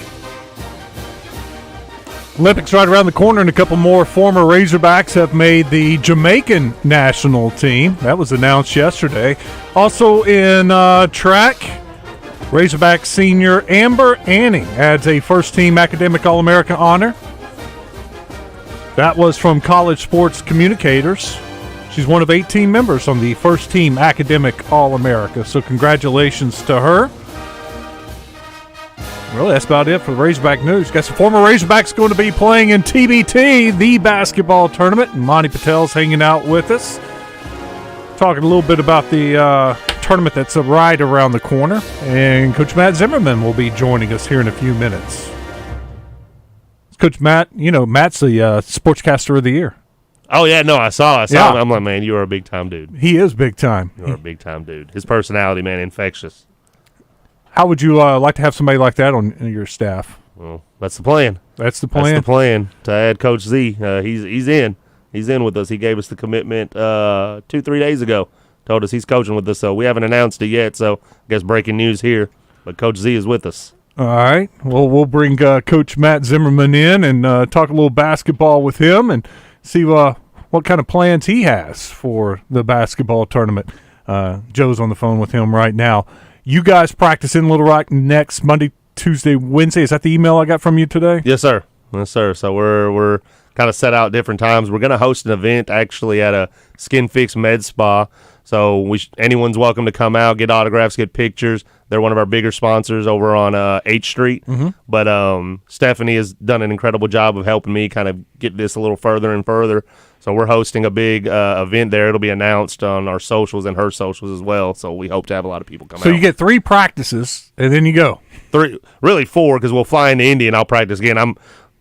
I want to get in as many practices without also having all these guys down here for a long, long time. So we'll go for 3 practices, a walk through, and then we'll practice on game day. And if you win, you practice the next day and the next day and the next day, every practice you get. So I'm hoping we practice 15 times. When do you go to Indy? We're leaving next Thursday morning at 5 a.m., flying out of Little Rock. Let's bring in Matt Zimmerman. He joined us on the Hyundai hotline, and we just got some breaking news. You're going back to the court on the sideline. You're going to be coaching some. Yeah, how about that? Yeah, Bonnie gave me a buzz a couple of weeks ago, and then we kind of got everything wrapped up the other day, and I appreciated Bonnie doing that and looking forward to it. I'll just kind of help him as best I can. We'll have some other staff that Bonnie's got together, and so I don't know those guys, so I'm looking forward to meeting them, but I've known Bonnie through basketball for a while, so just try to help him. I'm looking forward to it, Wes. It's going to be good, and I think there's 4 guys there that I've coached before, Jalen Barford and Adriel Bailey and Dustin Thomas and Hunter Mickelson, so I'll have to kind of learn the rest of those guys. What kind of plans do you have? Oh, I don't have any big plans. I'm going to kind of go off of Monty. I want to see these guys, hopefully we just kind of get spread out and get good spacing and make them, just help them offensively where they can attack, be aggressive, because I watch the TBT every year. I've watched it since they've had it. And I was going to be the head coach but before Monty, and that was, but COVID happened, and then they reduced the tournament, and we didn't get in the tournament. That was in 2020. And we just kind of want to, I know just talking to Monty, that they had a pretty good offense last year, and being able to just kind of get them spaced out and have good screening and good cuts and guys attacking the basket with a purpose. And hopefully you see a lot of turnovers in the TBT usually. So hopefully with Jalen Barford and some of these guys that have been around, we can keep turnovers down, get shots at the basket, go hit the glass hard, and be able to score some points. And of course you got to be able to defend. And I'm sure most of it will be man-to-man. I'm sure we may throw in a little zone if Monty wants to do that. That way we can throw some people off. Most teams aren't going to have a very intricate zone offense put in for the TBT, so maybe that can be effective. But man-to-man will be good, and get after them and see if we can make a run. I'm looking forward to meeting these guys and having a little fun. Monty, how do you go about choosing coaching staff, and how did this all come together with Coach Z? A big thing for me has always been trust. I've coached in high school long enough and been around enough college guys to hear, how staffs work and how good some staffs are and how struggling some other staffs are. So it was a lot of trust. The first guy I actually called was Coach Witters at UCA. I was like, hey, man, I need you for this. Like figure out your schedule, whatever you do. Just I need you for this. I trust you. I know you'll help me. And so we got him. He had brought on Coach Vance, who actually just announced he got a head coaching job overseas, so his first head coaching pro job. And we got Coach Vance that year, and I'd helped him get a GA spot after he just worked so hard for us. I was like, dude, I'll get you a job. Like, what do you got going? And he told me he had A-State going, and I was like, done. I can call Bellato right now and get you that job. And Carter's been with us. AD Maholtra, he was at Baylor, then with the Suns. Now he's at the associate at FAU. He's been a mentor for me for a long time. Grant McCaslin introduced me to him, and I'd never actually thought about asking AD to ever do anything with Team Arkansas. And he called me one day. He's like, "Do you need another coach?" And I was like, "We're selective. Who are you talking about?" And he's like, "Me." And I was like, "Yes, done. Whatever. This isn't a hard conversation at all." And he's like, "I'll fit in where you need. Don't worry about me. I just need to get back to being on the court." And then, honestly, the worst thing I did was not ask Coach Z 3 years ago, because as soon as it came to mind, I was like, this makes perfect sense because he's not on the court with Arkansas anymore, and those guys recruiting's crazy now. The transfer portal's crazy. They don't have time for fun things like this or just to leave work to go. But maybe Coach Z's schedule worked out, and thankfully it did. And I'm pumped to have him. And I told Barford yesterday and Adriel yesterday, we were talking about it, they were so excited, and Adriel has a quote for me to say, but I just can't say it live on air, so I'll tell Coach Z later on. Oh, yeah, what am I saying? Some of them are not suitable for public radio, Monty. That's what I figured out. He's like, you just got to say, this isn't this, and I was like, all right, I got you. Yeah. That's right. Coach, what are you looking forward to the most about getting back on the court and going to Indianapolis? Yeah, well, it's going to be fun. I'm just looking forward to, to getting down there with them Monday night, seeing those guys together, and seeing what kind of shape they're in. And I know, there'll be a lot of stuff, Coach Patel's going to have to put some things in, and I'll just, go off of him, and we will try to get them as ready as we can, especially, even that we don't play till Friday, so we can kind of get a little stuff in. We don't want to obviously go crazy where we get Jalen Barford hurt or something like that, but we do have to kind of get them ready, and then travel like you said on Thursday. I'm looking forward to just being up there. I was in Hinkle with the Razorbacks when we we had the big win there, and during the NCAA tournament of 2021, and so I've been in there several times in the Hinkle Fieldhouse. That'll be nice to go back to Indy. It's a good spot, and I think the goal up there is you got to win that first game, and it's the hardest thing. And Coach Nolan Dixon always talks about the hardest game is the first one, and that'll be a hard game. And that team we're playing, Everline, they've been in this tournament every year, and they've had some really good teams. And don't know much about them yet. And I know Coach Patel's been trying to scout them and trying to get organized on that because we want to know as much as we can about these guys before we play them. And what's crazy is in the game of basketball, Wes, as you know, there'll be guys like Jalen and Dustin Thomas that have been around a long time that they don't know some of those guys. They'll have played against them in Russia or in Italy or in Greece or in Spain and or in the G League. So, they'll know some of them, but some of their guys there won't. So we'll have to kind of figure them out as we go. But you got to be able to play well in this thing, and you got to be able to. Like talked about the turnovers being down. You got to be able to hit shots. And sometimes late summer like this, some of these guys aren't shooting it as well. And we're going to have to kind of get them ready next week, get a lot of shots up, and get those guys dialed in. We got to be able to go to the free throw line and make free throws. And I'm looking forward to it. It's my first experience with TBT. Like I said, we didn't get to play in 2020, so I'm anxious to just kind of see how Coach Patel runs things and how we do it, and getting after them, being the most aggressive team, being the hardest playing team, and be the team that nobody else wants to play. And we got to do it on the road because people like in Wichita, some of those people get to sit at home. Team Arkansas don't have that advantage, so we got to go on the road and go beat some people. Monty, what's the biggest strength of this team? Defense, athleticism, shooting. What's the biggest strength? I think defensively we're going to be fun. I really, really do. I don't know. We were talking about this last night, me and Coach Vance, like, who is our weakest defender? And when we figured out who we thought it was, we're like, he's not a weak defender. We've built a very good, versatile team that can do a lot of things. So we're pumped about us defensively. And offensively, I mean, I think we have a well put together team with good spacers, like Coach Z said, guys that know their role. I mean, the guys don't know Drake Jeffries yet, and I haven't ever got to meet him in person, but you look at his shot chart in college and in the pros, and it's like Jack Golke's. He's taken 200 threes to 10 twos. And so he knows what his role is. He knows his job. And guys like them are very valuable to have on the court just for spacing purposes because they know that he's going to shoot threes. But, I mean, I think between that and playing hard, our guys usually show up in shape. I haven't had a guy that came out of shape, and that's always nice. And we get up and down and get after it pretty quick. So I think we have a lot of good strengths. And, I mean, again, the matchup's tough, but like Coach said, you got to get out of the first one. Then you get a little more kind of in a groove. Coach, you're talking about playing on the road. How cool would it be to be hosting this tournament up in Fayetteville or down here in Little Rock? Oh, that would be tremendous. Either place would be phenomenal, and I know that Coach Patel would love that especially, and he's been involved now with TBT for several years, and so I like the fact he's built a relationship with a lot of those guys that run that, and that's very important. So hopefully down the road they'll pick Arkansas. And because of no pro sports, and we always talk about how that helps the Razorbacks, Arkansas is a perfect place for this. I was talking to T.J. Cleveland today. He's an assistant at Wichita State, and they host up there. You know, and he's not involved with TBT. He coaches the Shockers, but he went last year to those games, and he was like, man, our fans, they look forward to it. They love that. And that's Wichita State. No offense to them, but they've got a much smaller fan base than the Arkansas Razorbacks.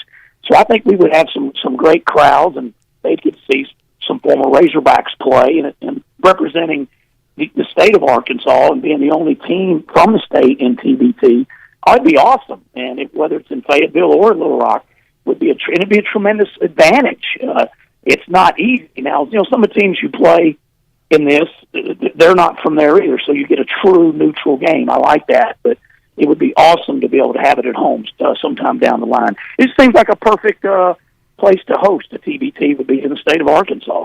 It's funny you say that about the Wichita fans because last two out of 3 years we went to Wichita and we stay at the same hotel. They gave me a heck of a deal. They know we're sponsored money, so we've got to find a deal. And the lady had said, hey, I was looking at buying tickets. They're a little expensive now because they're all like resale tickets. Do you have any extra? And we didn't use all our tickets. I was like, yeah, sure. I was like, how many ever you need? Like, I'll get them taken care of. I sent her 4. This lady, Amy, showed up behind our bench in Wichita clothes. That's how much they wanted tickets. She duped me. I looked at her, and she was like, I'm sorry. Yeah. They got to coach them up. That's what we always tell them on the road. Hey, we'll get you tickets. But you can't be showing up in any LSU gear. We're not going to let you in. You better have it Razorback. At the worst, you better be in some neutral clothes. That's flat out what I'm telling her next time. I ain't got no tickets is what I'm telling her. We're out. Get them from Wichita. How does somebody go about sponsoring Team Arkansas or donating? Reach out to me. All my social media is open. I'll reach back out and text everyone back. I have no problem talking to anybody. But reach out to me. Reach out to our Team Arkansas social media account. Just let us know you're interested, and then we'll figure out what makes sense. Because I mean, honestly, I've turned down some people's money. It didn't make sense for them. It did. So it's like I don't want to just take anyone's money and it be a one-year thing. Let's make it make sense for you. What value can we bring you as well? And that's helped us build really good, genuine relationships over time. But I mean, reach out, ask what you can do to help. We'll do whatever we can to make it work for you. Mm-hmm. Matt Zimmerman's with us on the Hyundai Hotline. Coach, what's going on the Hill right now? You been to any more basketball practices? Yeah, I went yesterday, and it was good, and got to visit with Coach a little bit. And, of course, anytime you go over there, you're going to have a good visit with Kenny Payne because he loves to come talk to you about all kinds of things. And Bruiser Flint the same way. And so it was good to have Chuck Martin back. You know, he'd gone to Turkey. He'd been in Turkey watching games. And he went to I guess it was the World Under-18 Championships, and Coach Cal flew out there for part of that. Yeah. And so they're looking at they're trying to find more Savannah viewers out there. They're really looking overseas a lot. And so they're back, and everyone was at practice yesterday, and it's good. There's so much athleticism. I was talking to Mark Downey, who's the basketball coach at Arkansas Tech. He was there, and he was like, man, there's been a lot of talent come through here. Perfect. But this kind of talent, this many guys are probably going to play in the NBA at one time in the practice facility, getting after it. It gets you fired up for it. It really does. And but yeah, they're practicing and getting organized for the coaches now. This is the benefit of how you do it now. Back in the day, the head coach, 3 assistants go recruiting in July, so it was hard to do your workouts. And now, when you got all this staff, all these assistants, they let all NCAA now allows all kinds of people on the floor coaching, so they can just continue to practice hard. And because some of them start hitting the road, the Peach Jam's coming up. They're going to AAU events, and July's still an important evaluation time. Coach Muss had gotten away from that a little bit because he was so involved with the transfer portal. And whereas Coach Cal is still recruiting the top high school players in the country hard, and so he wants to see them. He wants to be at the Peach Jam, and those guys are all going to be there and all around the country these next couple of weeks here in July recruiting. So it's good. And Wes, I'm back in basically my old office in Bud Walton. Talk about something you never thought you would be doing. The foundation, we're doing some renovations and some remodels at our offices down there by baseball. And so they moved us into Bud Walton Arena. And I never thought I'd be back in an office in Bud Walton. Now, we're kind of just in little cubicles, and we're in hallways, and we're in closets. But I'm sitting in the old basketball office, which is now the soccer offices. And so it's like being back to where I was many, many years ago. Coach, they just made it easier for you to get over to see some of those practices. Oh, I said, thank you. Thank you all from the back. Thank you. I don't even have to get in my car. I even told the basketball coaches a couple of weeks ago when we were getting ready to move, I was like, good news. I'm going to be right across the street. And you could just kind of see their wheels turning in their head. They're like, oh, God, we don't really need him over here all the time. So I try to only go over there 4 or 5 times a day. How about that? Coach, we're starving over here for some kind of basketball information. Yeah. Give us a name. Give us somebody that you're like, okay, that guy can go. Yeah, and it's funny you say that because I really want to put a lot of stuff out, but I never really do much in the summers because of just the respect to the coaching staff, and they let me come. It's part of no, I'm not going to break any news or anything, but well, Boogie Flynn has been so good. We talked about him the last couple of times on here. He reminds me so much of Lee Mayberry, and he is just so good. I tell you what, Carter Knox to me at first was doing pretty good. He's this big, strong, athletic guy, but you could see, hey, he's just going to be a freshman. But then you looked at him the last couple of times that I've watched him practice yesterday. He looks more confident. He's got a swagger to him. He's a great player. I hope he's a 2 or 3 year guy here. Very well may not be, but Zavonimir keeps being the guy that's dominating. He's passing it, he's shooting it, he's rebounding it. To me, he's gotten a lot tougher. This is a guy that only got in basically January through March basketball in the United States, and he's so good. He is so good, and I think we said this last week as well. This is a guy that you kind of hope would be a 2 or 3 year guy at Arkansas. He's already entering basically his second year of college, but he won't be here long. He's too good. I think he's probably one guy that'll be one and done. And Jonas Adu looks good. Adu looks like Wes. First team all league guy. He looks like he's ready to play right now. He looks like, hey, throw the ball up and let's play Kentucky, let's play Tennessee, let's play Florida today. I'm ready. John L. Davis the same way. Hey, Davis, watched him 20 times on TV probably. I never realized how strong he was, and these strong legs that he has. He's a powerful, hard-driving attack guy. And he can shoot the ball too, but he is a strong physical guard. It's hard to guard him. If you're going to guard him and stay in front of him and keep him from doing what he wants, you're going to be a heck of a defensive basketball player. And I think he's going to be, he's one of the best players in the country before he ever got here. And I think he's motivated because, he was talking about his draft stock a little bit, and it's not up there. No. This is the guy that led a team to the Final Four.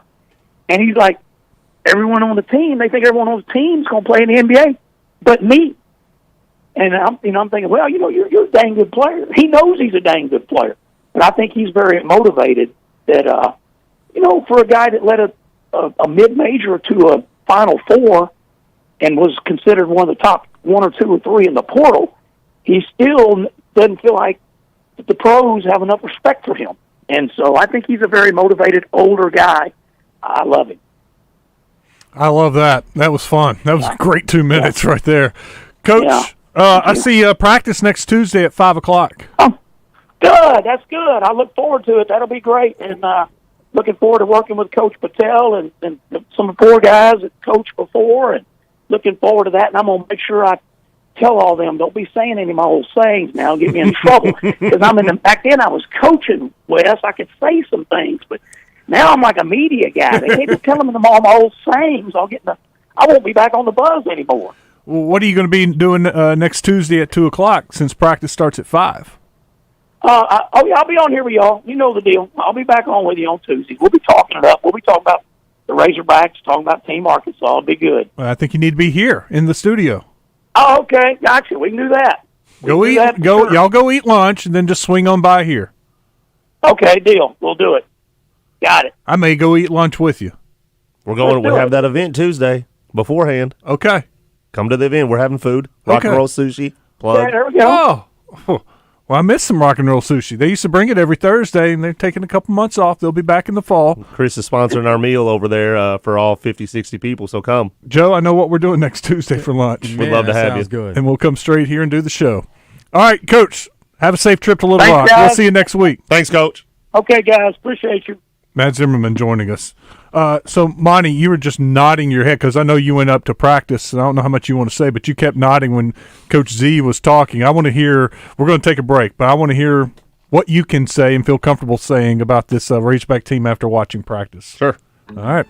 More with Monty Patel when we come back. We'll scouting report on the Razorbacks, more on Team Arkansas and TBT. Stick around. It's Out of Bounds.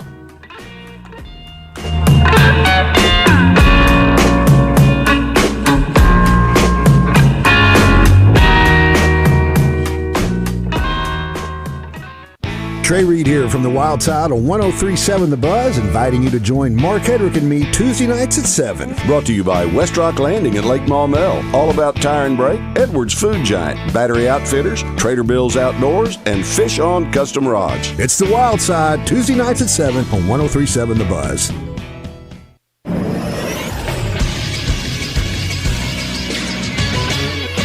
This is Sports Center.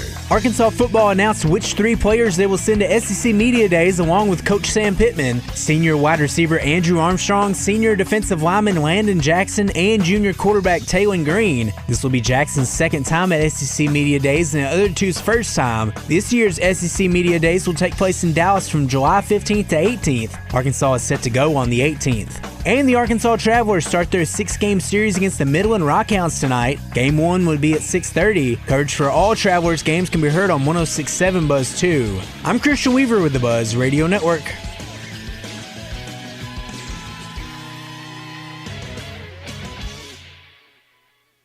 With Oaklawn Sports, the action never stops and the season is never over. It's now easier than ever to wager on your favorite sports all year long. Go from football to basketball to baseball to golf. Bet on what you want, when you want, with the brand you trust. Oaklawn Sports even offers ways to bet on cricket, rugby, table tennis, and more. If it's a sport, chances are you can wager on it. Plus, it's now simpler to deposit and withdraw money from your account. Bet all year long with Oaklawn Sports, Arkansas's best sports betting app. Gambling problem? Call 1-800-522-4700. Do you wake up in the morning and sometimes those joints don't move like they used to? Maybe you have a hard time getting out of bed and it's just really painful. Well, I may have a solution for you. Hey everybody, it's RJ Hawk. QC Kinetics is the nation's leader in advanced regenerative medicine. Now what is that? Well, they take your own body's healing agents and repair those damaged joint tissues. The new cellular therapies can get you long-lasting relief with no downtime. They've helped many people right here in Central Arkansas and tens of thousands around the country. If you're living with chronic pain from arthritis or injury, you need to know that steroids and surgery and pain pills are no longer your only option. QC Kinetics can treat the pain, enhance your joints, restore your mobility, and give you long-term relief with no downtime and no surgery. The local medical professionals at QC Kinetics are ready to help you get your life back. The future of medicine is here. Call for your free consultation now. 501-222-8440. 501-222-8440. That's 501-222-8440. It's Justin Anker for CertaPro Painters, and this time of year we're talking a lot about spring cleaning. How about a spring freshen up for your home so you can stand and admire it with a fresh color on the outside? These can be hard to reach places when we're talking about exterior painting. That's why I like to leave it to the pros from CertaPro Painters. Not only will they do a great job, this can also be dangerous work. Each CertaPro Painters business is independently owned and operated. Schedule your free estimate online at CertaPro.com. Indoor or outdoor, it's CertaPro. That's Certa with a C. When choosing a painting professional, the choice is simple. Choose happy. Choose CertaPro Painters. Greatness doesn't happen overnight. It takes time, focus, and dedication. At Shelter Insurance, we understand that because we put in the hard work and dedication for decades. And that commitment is paid off with award-winning customer service for your auto, home, and life insurance. See Shelter Agent Paul Killingsworth in Cabot, Jonathan Stone in Lone Oak, or Stephen Reeser in Jacksonville today. Get ready for the new alternative firearm season at Fort Thompson in Sherwood. Winchester XPR bolt action rifle and .350 Legend with threaded barrel, only $479.90 while supplies last. They will go quick, so get to Fort Thompson today. Sanders Ground Essentials presents Belinda Mayo when she joins Morning Mayhem each Thursday morning. Sanders Ground Essentials, where great lawns start today. On the web at sandersground.com. It's Melinda Mayo each Thursday with Morning Mayhem on 103.7 The Buzz.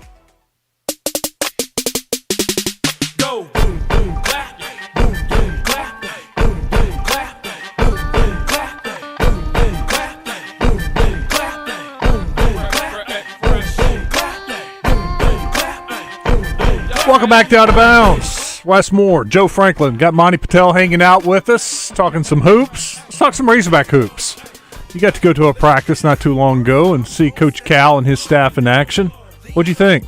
I loved it. I loved everything they're doing. I'm excited to watch all the players they have, how he gets them to mesh. You can really, really tell why the players love him. The way he speaks to them was awesome to watch. Just, Coach has an aura about him. I don't know if you felt that when you met him, but it's just kind of like, how is he going to approach everything? And it was fun to just watch him be just very natural and very genuine to his players.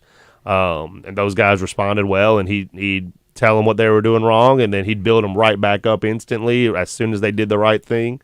So, and that was fun to watch. I mean, it was I am excited to see how our team looks by the time from now till later, because they're going to get older every day while they play through. But it was a good practice to watch. It was a big installation day for them. So they were putting in how they're going to do offense, what their terminology is going to be, and then they did some skill development stuff, and they got out of there. They were very effective and got it done. Any players stand out to you that just jumped right off where you're like, man, that guy can really play?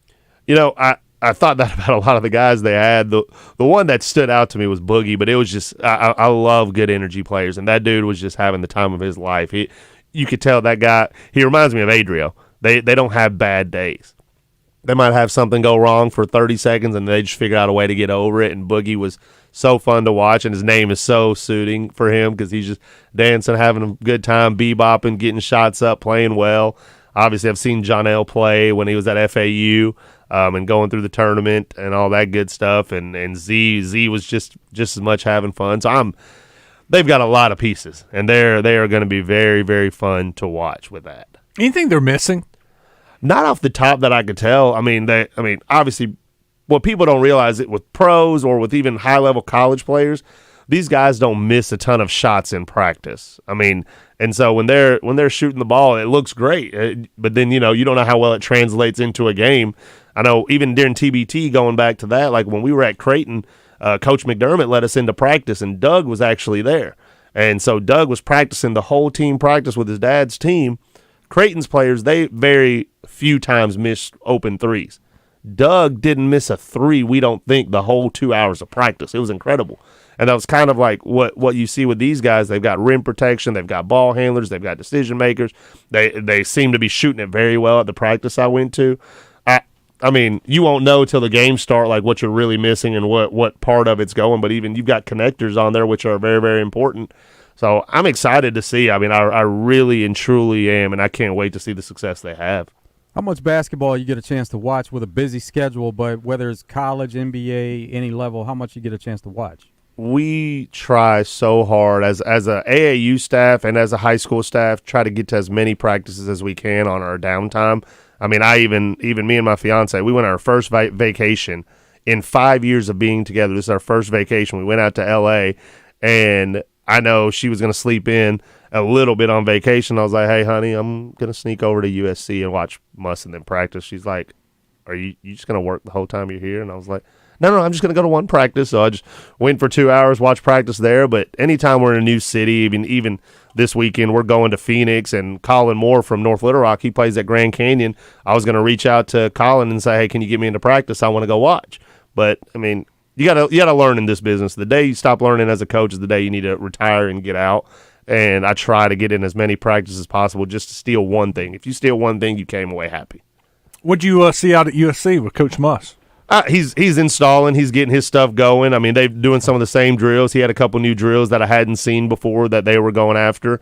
You're watching his players. He was they're going through the injury bug early right now, so you didn't get to see his full team. But, pep in his step as always and getting after the guys and his staff of who they got. I didn't realize they added Quincy Pondexter that played in the NBA on his staff, so I got to see him over there. And Muss brought all the Arkansas guys, and we all talked for a little bit and probably talked 30 minutes after practice before they had to go.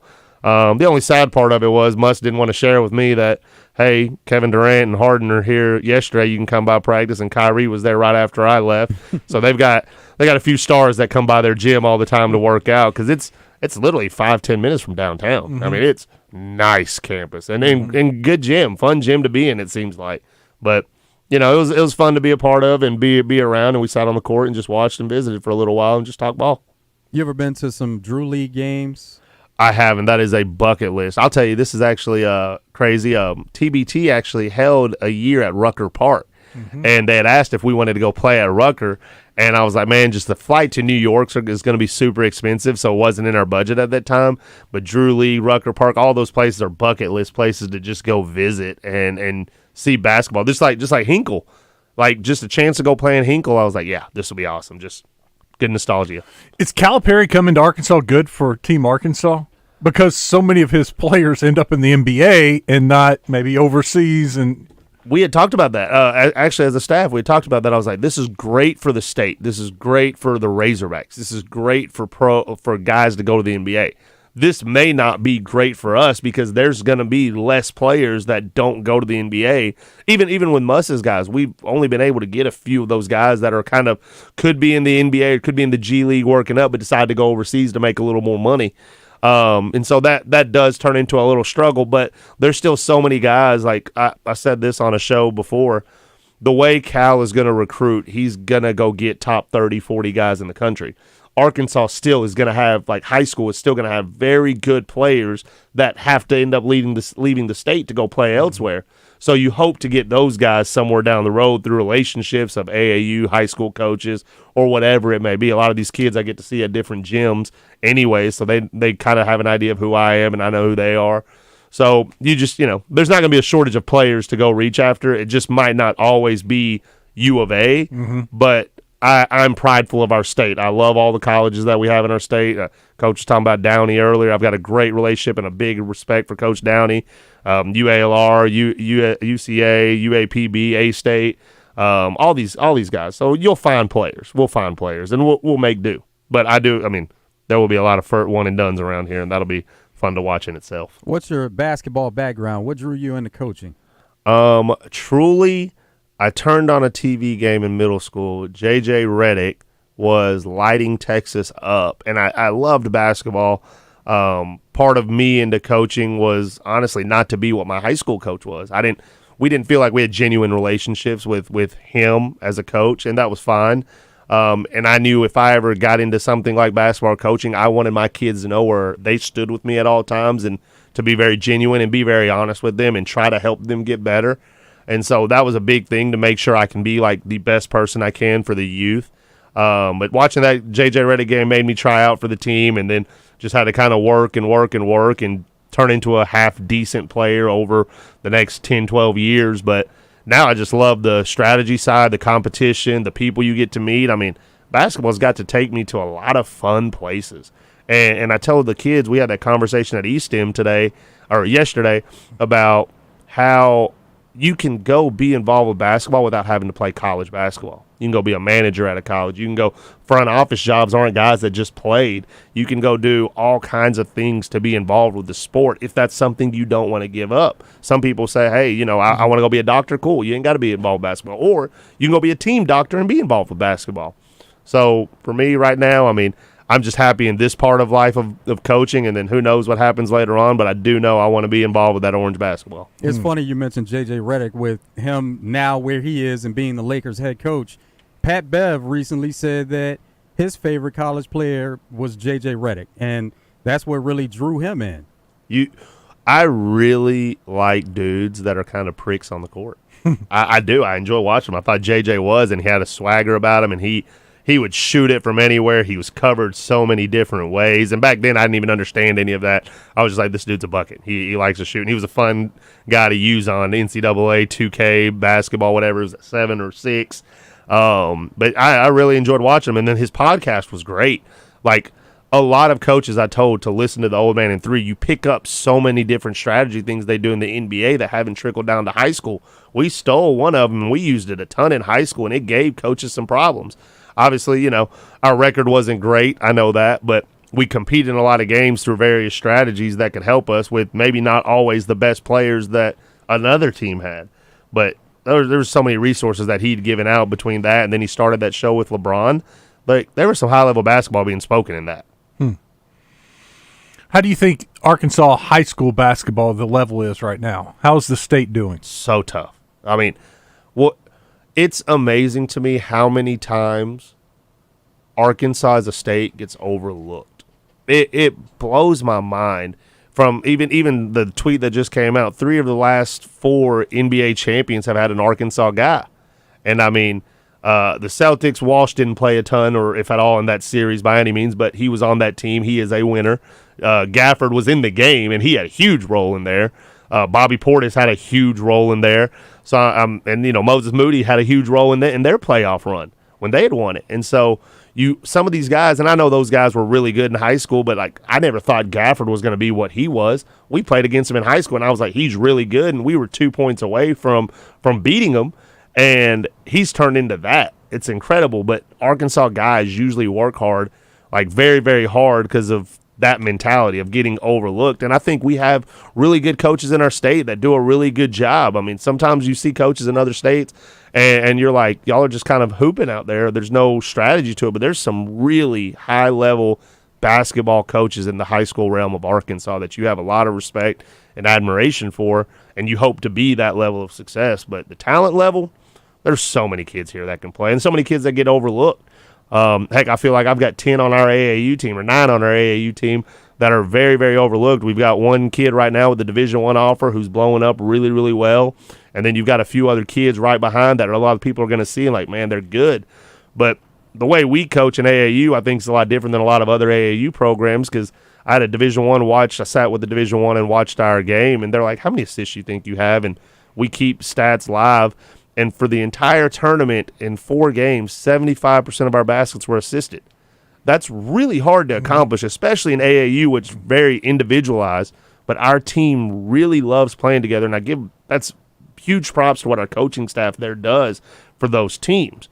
And those guys are going to get looks, but then sometimes, you know, even we talk about it, maybe they're passing up looks because they're not being overly selfish. But even the coach next to me is like, no, this is what we want to see. I'd rather see y'all lose to find out how y'all react. I'd rather see your kid make an extra pass because then I know he can make decisions when he gets over here.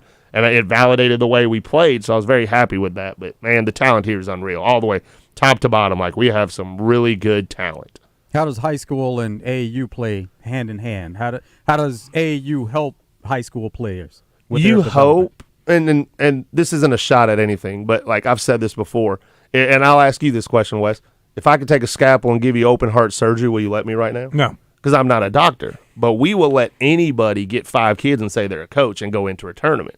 So we tell our high school kids all the time, be on the right AAU team that is teaching you as well. That's what the summer's about, getting better and teaching. So don't get on a team where if a coach cusses you out, that's on them, whatever. But did they teach you in that process? If they just say, hey, you freaking suck, that's it. Well, you didn't learn anything wrong. What did I suck at, Coach? Was I in bad help side? Was my foot angles wrong? Did I not make the right decision? And that's where we tell our kids. And when I told our kids that, some of them were like, Coach, I'm on an AAU team where they don't teach me that stuff. And sometimes it's hard to get on the teams that really do because you still have to be competitive at a certain level.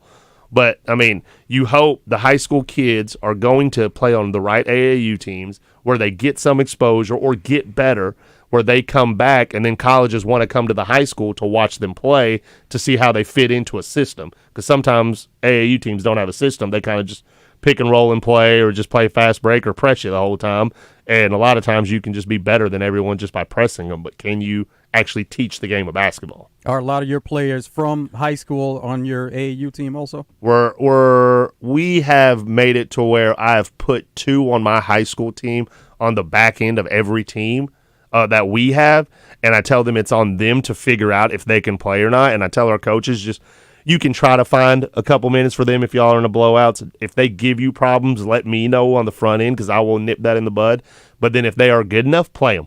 Like, play them, let them get better, let them learn. And I tell our coaches, like, kids, I'm not your coach in the AAU. Like, I'm here to watch and just kind of give you some advice and help you. So if you're coming to talk to me, am I talking to you as your high school coach or am I talking to you as the AAU director? Because as the director, I'm going to say, if you don't like your playing time situation, leave. As your high school coach, I'm going to say, you're in a good program where you're learning, and if you think you're as good as you are, you'll find a way on the court. But we've got a good amount of kids that we're putting in our program. Some just we throw in there and say, hey, go practice and go do whatever. But they know I have an open gym policy to go practice with us at any time in AAU so they can do skills and drills and things like that with us just to get better. Monty Patel with us. We'll take our final break of the second hour. Stick around. It's Out of Bounds.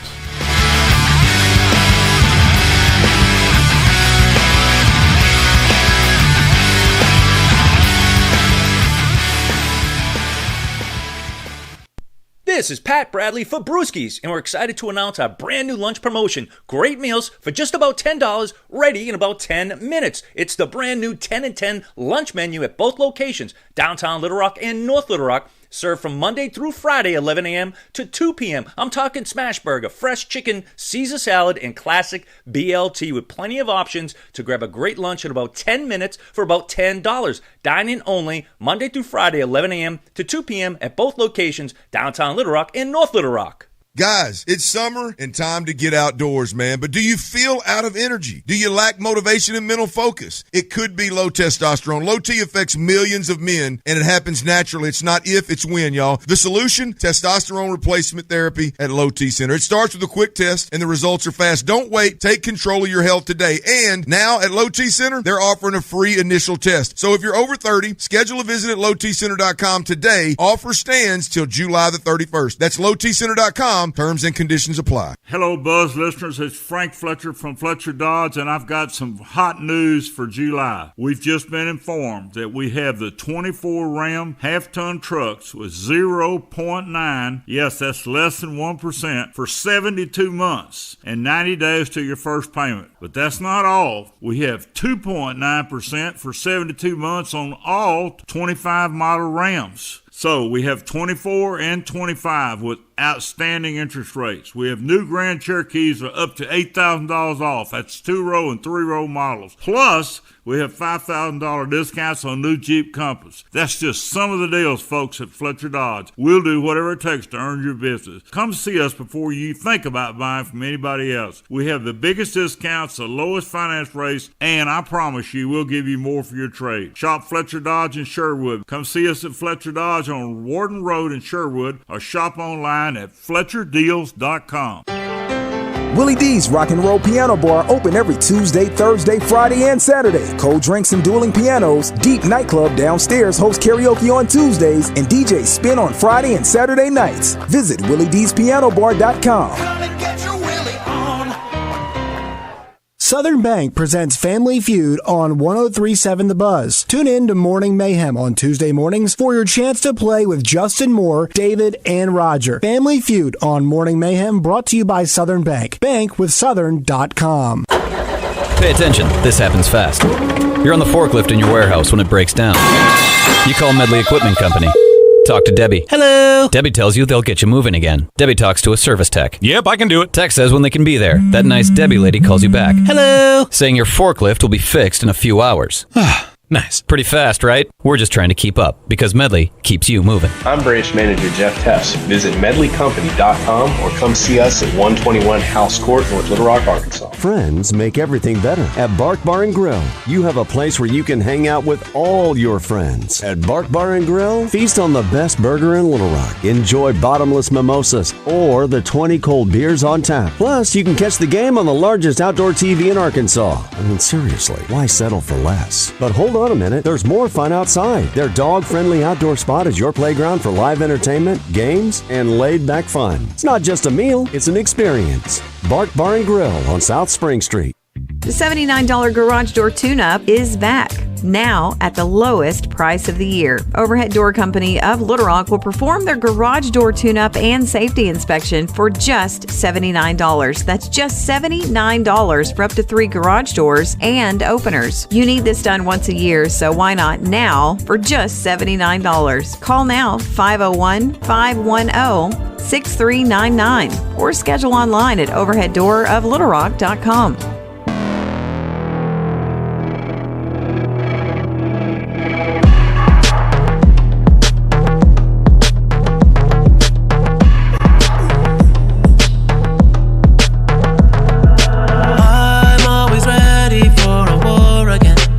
Welcome back. It is Out of Bounds. Joe Franklin, Wes Moore, Monty Patel hanging out with us today.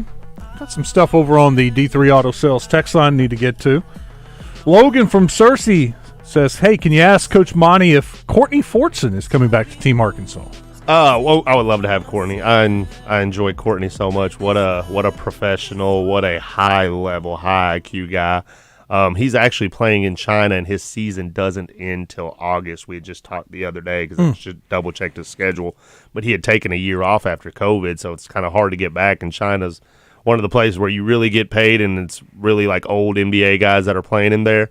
And so Courtney is not going to be able to play in this year's TBT, but we'd had some good conversations over time anyways about it. Sonny Weems did pretty good over there, did he? Oh, Sonny loved it. Man, Sonny is awesome. I don't know if you ever got to visit with Sonny, but what he was during the lockout of the NBA, he went over to China to play, and he fell in love with the culture over there, and he's like, I can go sit on a bench at the NBA level, or I can go play and still make pretty good money. And he chose that, and he's so loved in China, so helpful, but so loved in China. And he got to play TBT last year and got to come to a game. His Weems week always kind of is at the same time, but he came and got to play back on U.S. soil, and he said that was the first time he's done that in 10 years, like something like that. Does Sonny have a signature shoe? Know that Courtney Fortson does, and he played Team Arkansas before also. If I'm not mistaken, and I could be wrong, so they can correct me or someone can fact check me, Courtney Fortson was the first person to have a signature shoe in China. The second was Sonny Weems, which is crazy because then I think it was Marbury after that. And I could be wrong on that, but I know when we were in Omaha, you can't get the shoes from China here for whatever import rules there are. Sonny flew the shoes to Canada, have them driven over to us in Omaha, and everybody on staff and every player got Sonny's signature shoes. And it was like a variety pack. You didn't know which colorway you were getting. So I've actually got them at my house sitting in a box where I'm like, they're not going to collect any dust that he signed for me. And we wore them during the game. And the guys talked about how comfortable they were to play in. But he does have a signature shoe. Is he done? No, he was still playing this year. He played over there this year. He's a big entrepreneur. He is building up a lot of his like Weems stuff that he does, Weems World stuff. But he's hosting an event actually in Vegas starting Monday. And I don't want to get lying about it, but it's something about empowering players to be successful in post basketball, and that's something he's big on. So he's kind of hosting some stuff out there while the summer league and stuff's going on. This is from the 501. They said you should add Rodney Clark. Rodney called me last year after the tournament and really appreciated how organized it had gotten because he felt like it wasn't the few years when it first started, and obviously it was coming up. But me and Rodney had talked about him playing this year, and before we ever got around to calling him, just because we were trying to make sure Barford was back and we got our core back, it was announced Rodney's playing on the Butler team. So if we win that first-round game and Butler wins their first-round game, we play Rodney Clark. How about that? Nice.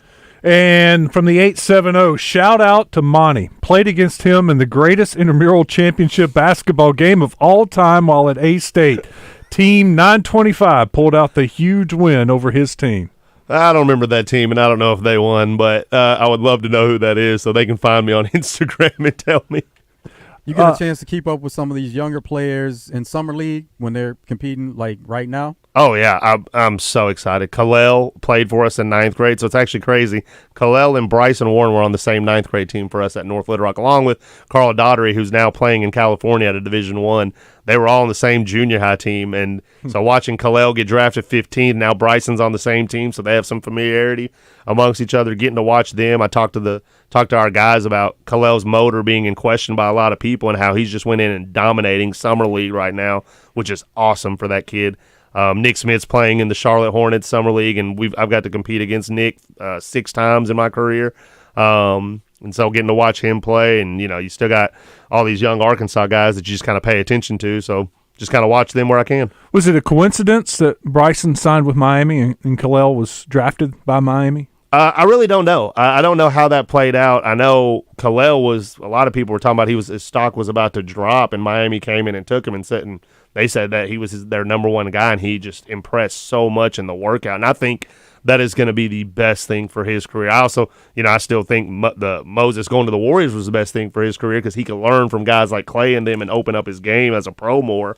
And for Kalel to go to the Heat culture, which is very known for body fat, being in shape, being in condition, it's just going to help his motor keep going. And Kalel very well may end up an NBA All-Star. That kid is talented. Moses will have a big opportunity now with Klay Thompson moving on. I hope so. I really do. I think we have yet to see all of Moses' true game, whether it be with the Golden State or whether I know his name's been rumored in trade packages. I just hope that dude is going to have a successful career. Moses is incredibly smart, but he will have a great career. I'm a big Mavericks fan. What do you think of Klay Thompson going there? It's more spacing for Luka to operate. That's going to be fun. I mean, people talked about this being such a bad year for Klay. I'm like, he still shot 38% from 3 in the NBA. Like, he is still really freaking good. So that'll be fun to watch.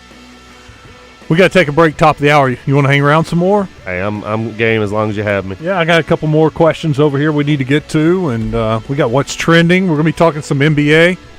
That'll be right up your alley. You keep me on here as long as you want, man. All right. Unpaid spokesman. All right, we'll do it. Stick around. Hour number 3 coming right ahead. It's Out of Bounds.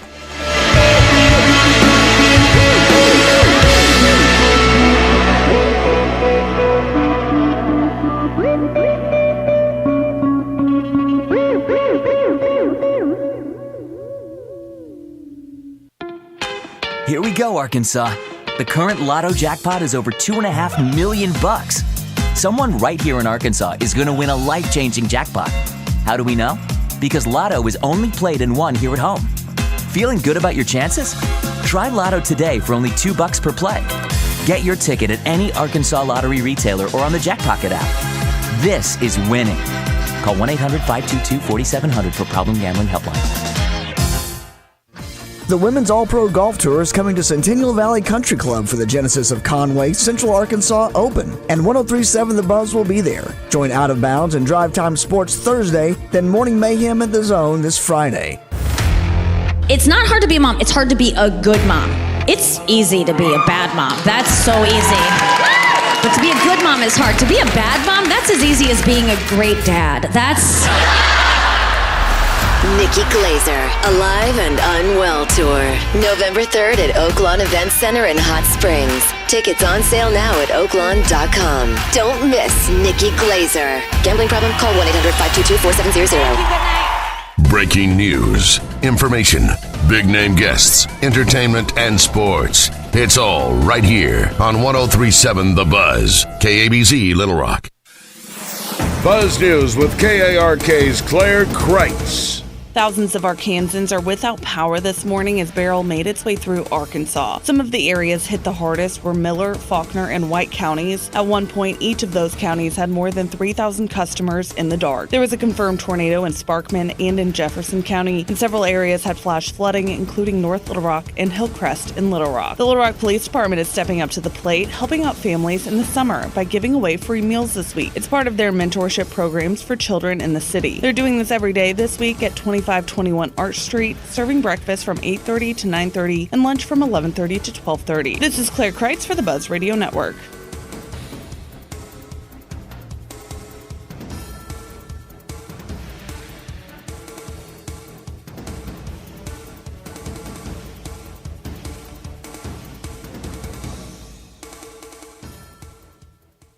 The Rock City Margarita Festival and the Great Arkansas Beer Festival returns to the State House Convention Center on Saturday, July 20th. Tickets are $40, and you can find out more at 1037thebuzz.com. Weather from the Fletcher Weather Center with KARK's Pat Walker. As the remnants of Beryl leaves Arkansas, the heavy rainfall will leave the state too. Still, some spotty showers will be possible this afternoon with a cloudy sky and a high of 82 in Little Rock. Tonight, clear out the clouds and drop down to 68. For the Buzz Radio Network, I'm meteorologist Pat Walker.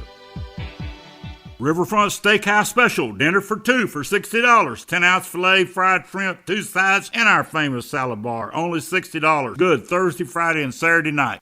Tune in each week when Susan Irwin Prowl shares her Keys to the Weekend music events calendar with Justin and DJ. Brought to you by Willie D's and Big Red Dog Productions. Big Red Dog Productions is your gateway to music excellence in Central Arkansas and beyond. Visit entertainersguide.com to see the weekly calendar and submit your shows.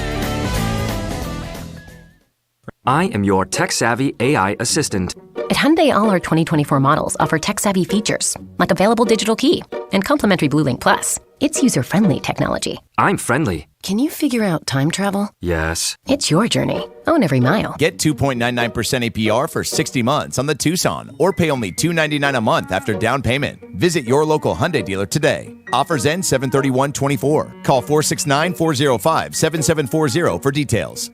You go into your shower feeling, but as soon as you reach for the Irish Spring, your day immediately gets better. That crisp, fresh, unmistakable Irish Spring scent zings your brain and awakens your senses. So when you finally emerge from the shower, 37 minutes later, because you pay the water bill so you can stay in there as long as you want, you're ready to take on the day and smell great doing it. Irish Spring Body Wash and Bar Soap. Fresh, green, Irish. Shop now at Walmart. This is the story of the one. As a maintenance engineer, he hears things differently. To the untrained ear, everything on his shop floor might sound fine, but he can hear gears grinding or a belt slipping. So he steps in to fix the problem at hand before it gets out of hand. And he knows Grainger's got the right product he needs to get the job done, which is music to his ears. Call, click Grainger.com, or just stop by. Grainger, for the ones who get it done.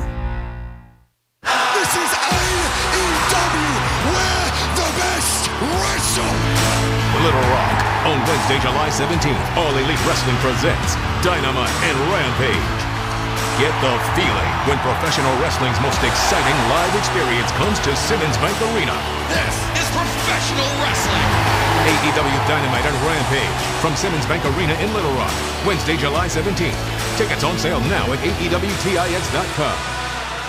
Hey, Don Dugan here, and I've been advertising Dugan's Pub on the Buzz for over a decade, for a couple different reasons. Number one, it works. The other is because of James Ballantyne. He's been my guy since the very beginning, from always presenting a solid marketing plan, creating commercials and promotions to advise me on the best path going forward for Dugan's Pub. Ballantyne has been someone I've always trusted. He's done the same thing for Edwards Food Giant, Gravely Mowers, The Butcher Shop, and quite a few others. If you want your business to grow like ours has, call him at 501-350-1474. It's Shelton Acre and my buddy Reed Llewellyn, the Rock City Margarita Festival and the Great Arkansas Beer Festival, presented by Oaklawn Hot Springs, Tito's Handmade Vodka, and 1037 The Buzz, returns to the State House Convention Center on Saturday, July 20th. With a $40 ticket, you can sample delicious margaritas from over 35 local restaurants and beers from over 100 breweries from Arkansas and across the country. Also games, a live DJ, food trucks, and giveaways. Get your tickets before they sell out. Visit 1037thebuzz.com or on social media at the Rock City Margarita Festival and the Great Arkansas Beer Festival for tickets and more information. Texting enrolls you in a recurring automated marketing text messages. Consent not required to purchase. Message and data rates may apply. The team's looking good this season. I think so. Man, I miss playing football. Being young with unlimited energy to burn. Ever since I turned 40, I just can't find that fire I used to have. Think you could be lower testosterone? What do you mean? All guys lose their edge when they turn 40. The body has less testosterone. That's why I take Nugenix Total T. I've heard about Nugenix. That really works? Since I started taking Nugenix, I'm lifting like when we played for Coach Carter. I feel more energized at work. It's even spiced up things between me and the missus. Are they still giving out complimentary bottles for people to try? Yep, send a text. It's that easy. Text SPARK to 42424 right now for your complimentary bottle of Nugenix Total T. It's the #1 selling testosterone boosting brand at GNC and Walmart. Do it now and they'll also send you a bottle of Nugenix Thermo X, their newest, most powerful fat burner ever, absolutely free. Text SPARK to 42424. That's SPARK to 42424. These statements have not been evaluated by the FDA. This product is not intended to diagnose, treat, cure, or prevent any disease.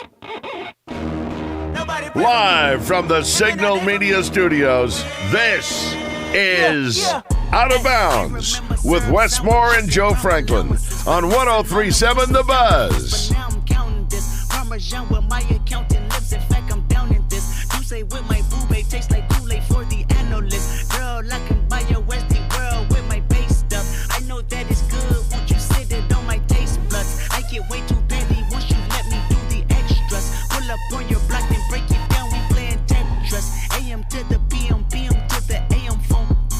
Welcome back to Out of Bounds, hour number 3. Fun day today. Monty Patel hanging out with us. I'm Wes Moore, Joe Franklin.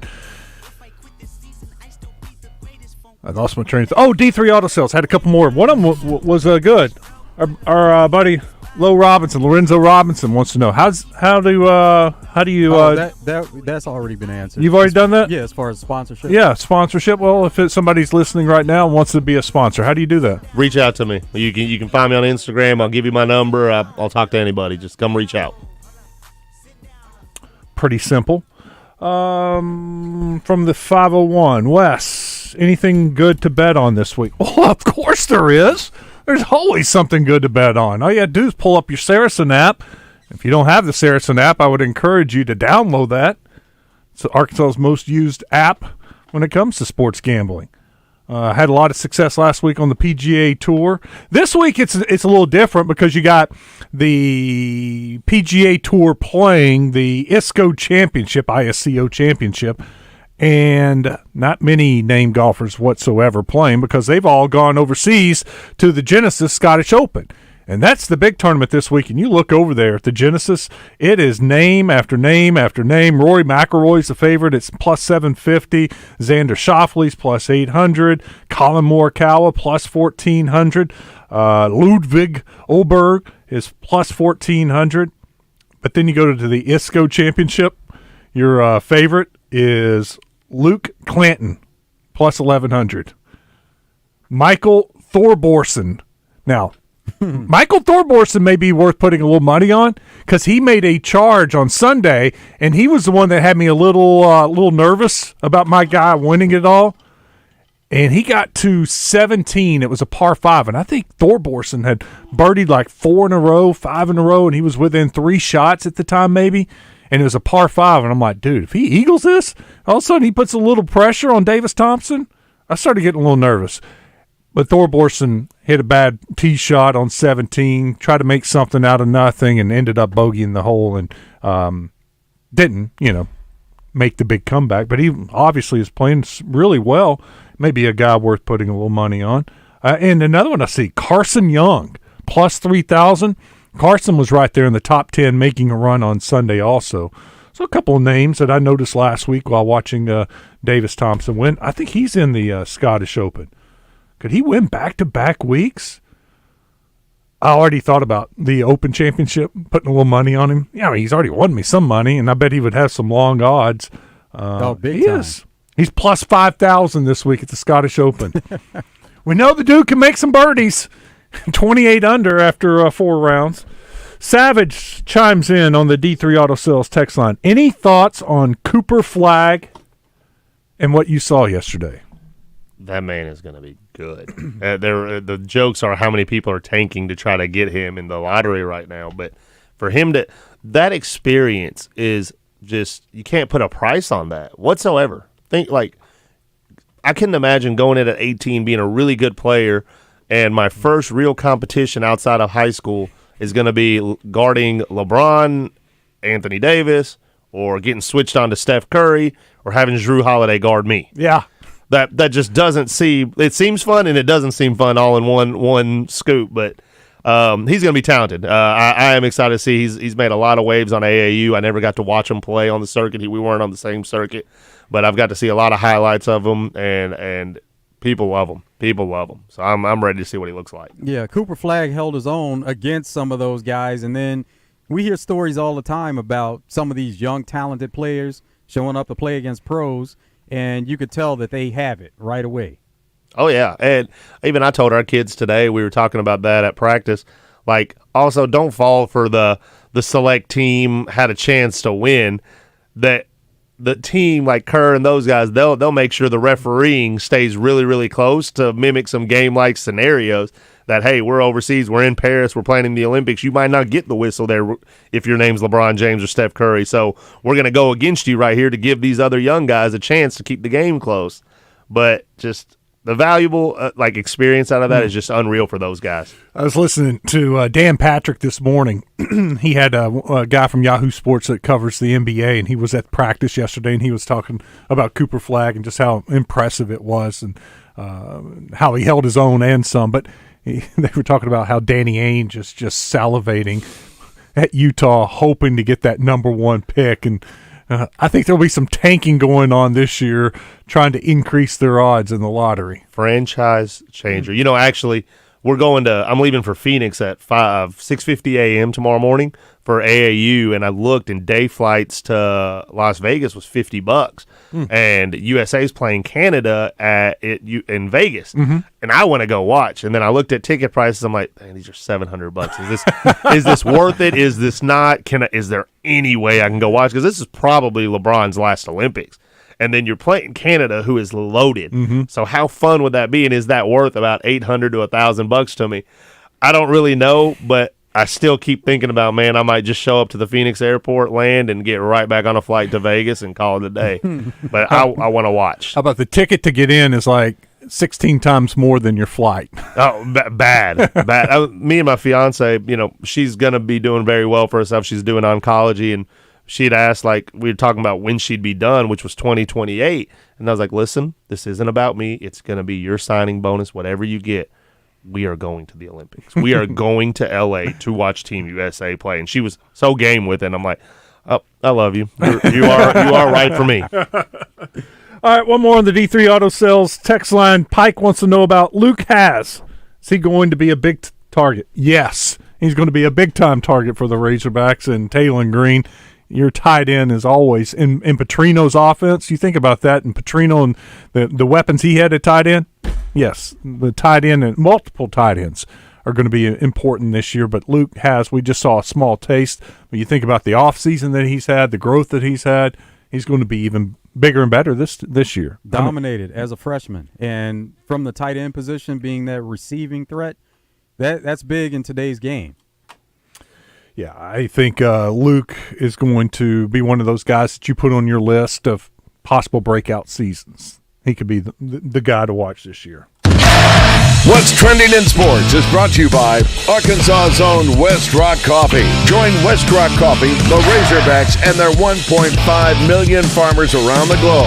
It's fall, so now it's time for your team to stock up on coffee, tea, and water delivered directly to your business. Contact them at westrockcoffee.com or 833-886-JAVA today. Man, this works out perfect.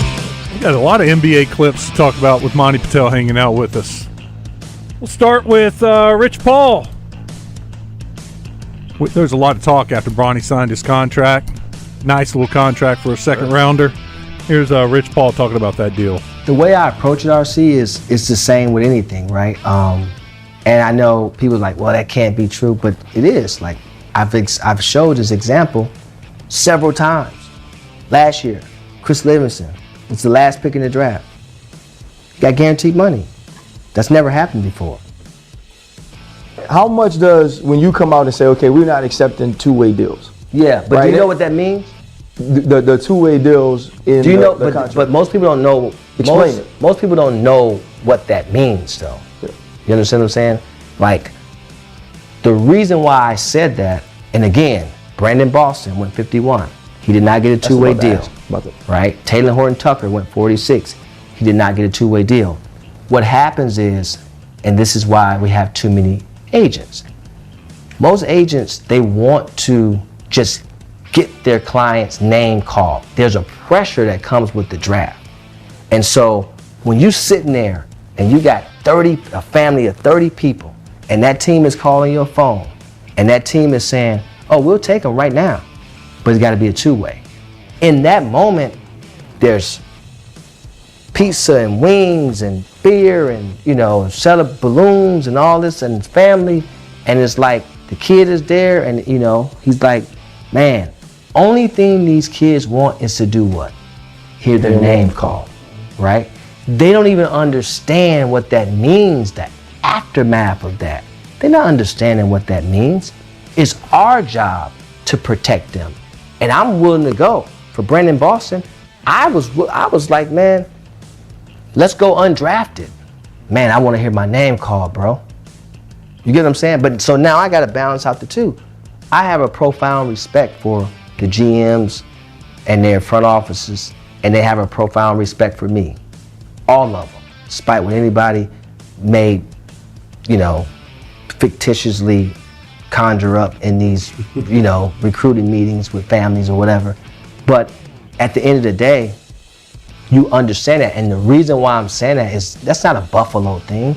That's an understanding that if they make an investment, you have an opportunity to have a longer tenure. Yes. Okay? Yep. And so now that team is willing to roster that player. That doesn't mean you're not going to play in the G League at all. No, I support the G League, by the way. The G League is about development. DeJounte Murray, 29th pick for the Spurs, went to the G League. Corey Joseph, 29th pick for the Spurs, went to the G League. Taylor Horton Tucker played in the G League. Brandon Boston played in the G League. Do you know there was Chris Livingston last year played in the G League. Noah Clowney played in the G League this year. Pretty simple math. You invest in the player, the more you have invested, the more you're going to put into him to try to get your money out of that investment. He rattled off several names there with the history of players getting guaranteed money, not signing two-way contracts. But everybody thinks about this year's draft, and they think about Bronny. And Bronny is the name that stands out to him like he was handed something. But this is Rich Paul's approach to all his clients. I'm surprised more agents don't try to mimic that. They don't have that power. They don't have that pull. That's the key. You're right. And I'm sure he can convince some of the guys that he does have it would be better off not to be drafted. It hurts not to be drafted, but then you get to pick where you want to go and find the best situation to make that team. We had dinner with Austin Reeves and Spencer. Spencer's a good buddy. We text all the time, and him and Austin and a few other guys went out to eat. And Austin said he didn't want to get drafted because then he could pick where he went and he could control his own destiny. I mean, he didn't care if his name was called. He cared if he had a second contract. And look at him. He found a fit for him that worked really, really well. Let's talk about Kawhi. The Clippers. That was a good conversation the other day about the Clippers. Had a guy on national radio said he thought the Clippers were still the fourth best team in the West, even though they lost maybe their best player, one of their top two players. What are they going to do with Kawhi? I would expect them to probably go back to load managing Kawhi because that's what actually worked. I mean, think about this past season. I know I can see you getting a little frustrated, Justin, but look, last season, they didn't load manage him. He played that first 27 games in a row. He was looking great. He was dominant. And then all of a sudden, he had problems with his knee later in the year and missed the last whole month and then tried to come back, and the inflammation in his knee was too troublesome. we're probably going to see, it's human nature. You look at his body, he's had a lot going on with that. You're going to have to preserve him as best you can for the playoffs, especially now that his load is going to be even more without Paul George. I mean, you have an aging James Harden alongside with him, and then you've got guys that you're going to have to depend on now to take a little bit of a step forward, whether it's Ivica Zubac, Terrence Mann, Norman Powell, and whatever other pieces they add. Only problem with that in the West, they low manage him too much. All of a sudden, they look up, they're like the 9th seed, 8th seed, and then your first round matchups against the 1 seed. I mean, you set yourself behind the 8 ball. But I guess it's better than having him healthy, being the 8th seed, than being the 4th seed and not being healthy. That's what I never understood fan bases that get mad, but I think they feel like they're owed some type of favor from the organization.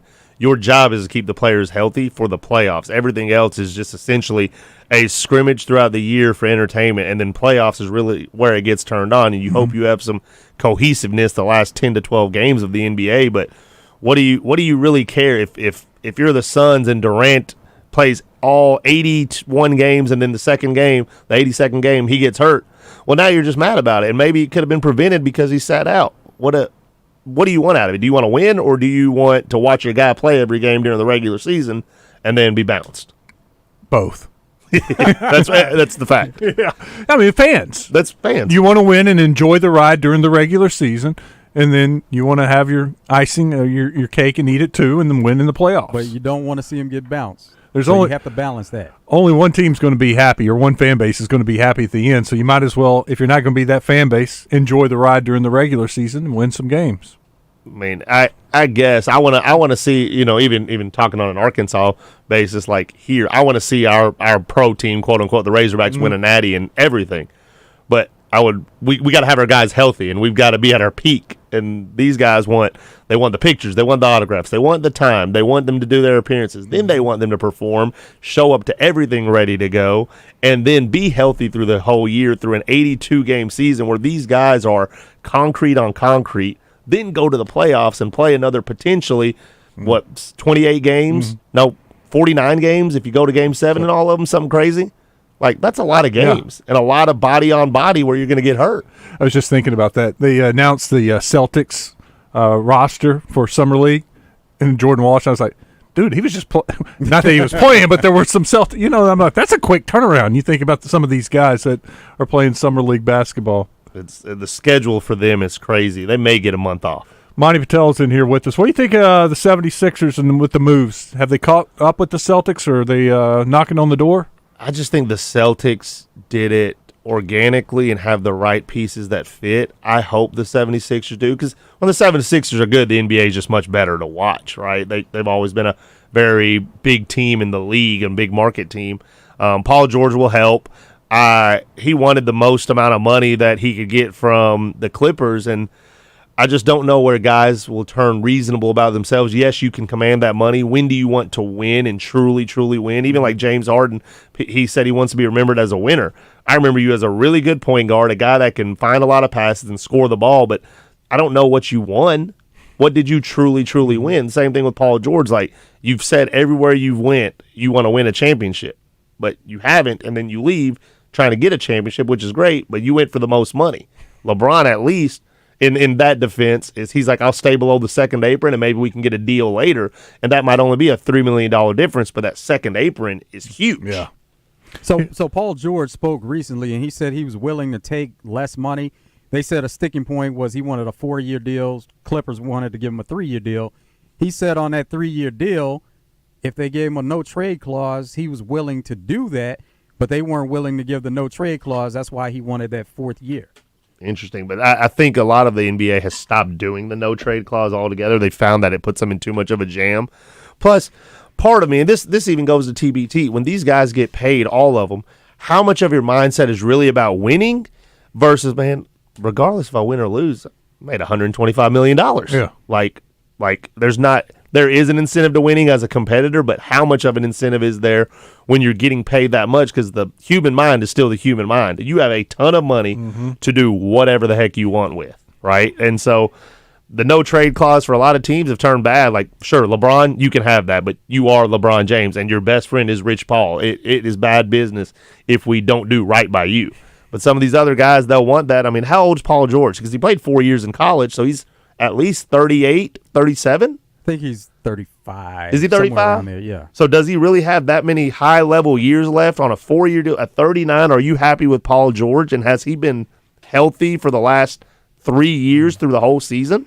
He's 34. 34? Yeah. So he said his reasoning behind that was if they wanted to trade him at some point, at least he already signed the deal that he really wanted. Mhm. But he said he was willing to take less to stay with the Clippers. And he can pick where he goes after, right? Like yes, because the Clippers then don't have the power to say, well, we can go with this tanking team and get picks and send you to the Pistons, but because you want to play on the Heat, we have to make a deal with the Heat or the Bucks too. Here's Brian Scalabrine on the 76ers matchup with the Celtics.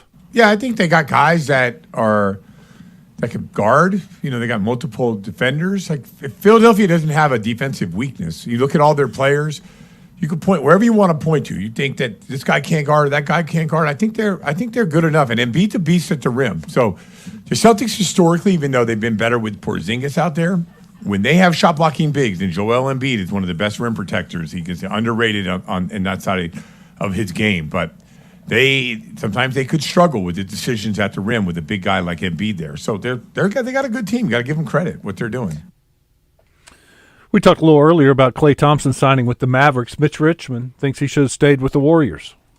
As far as Golden State, yeah, I think, man, that was tough because I'm such a big fan of Klay, and I didn't really want to see him go. I wish we would have kind of treated him a little better in that aspect because he's been one of the guys that's been the durable guy, and but just never says anything, goes out and plays, and just been the ultimate pro. So that was a big blow. Now, you know, can they put something together? I don't know. You know, we have to see. We have to wait and see. But that was a big blow of losing Klay. Is there, you know, you said you think they could have maybe treated him better. Is there something they could have done differently in your eyes in regard to I don't know. I mean, like, hey, I just felt like he should have been a Warrior. He should have stayed a Warrior. You know, I think I don't know as far as the inside of what happened with the negotiations, but I just wanted to see Klay end his career at Golden State.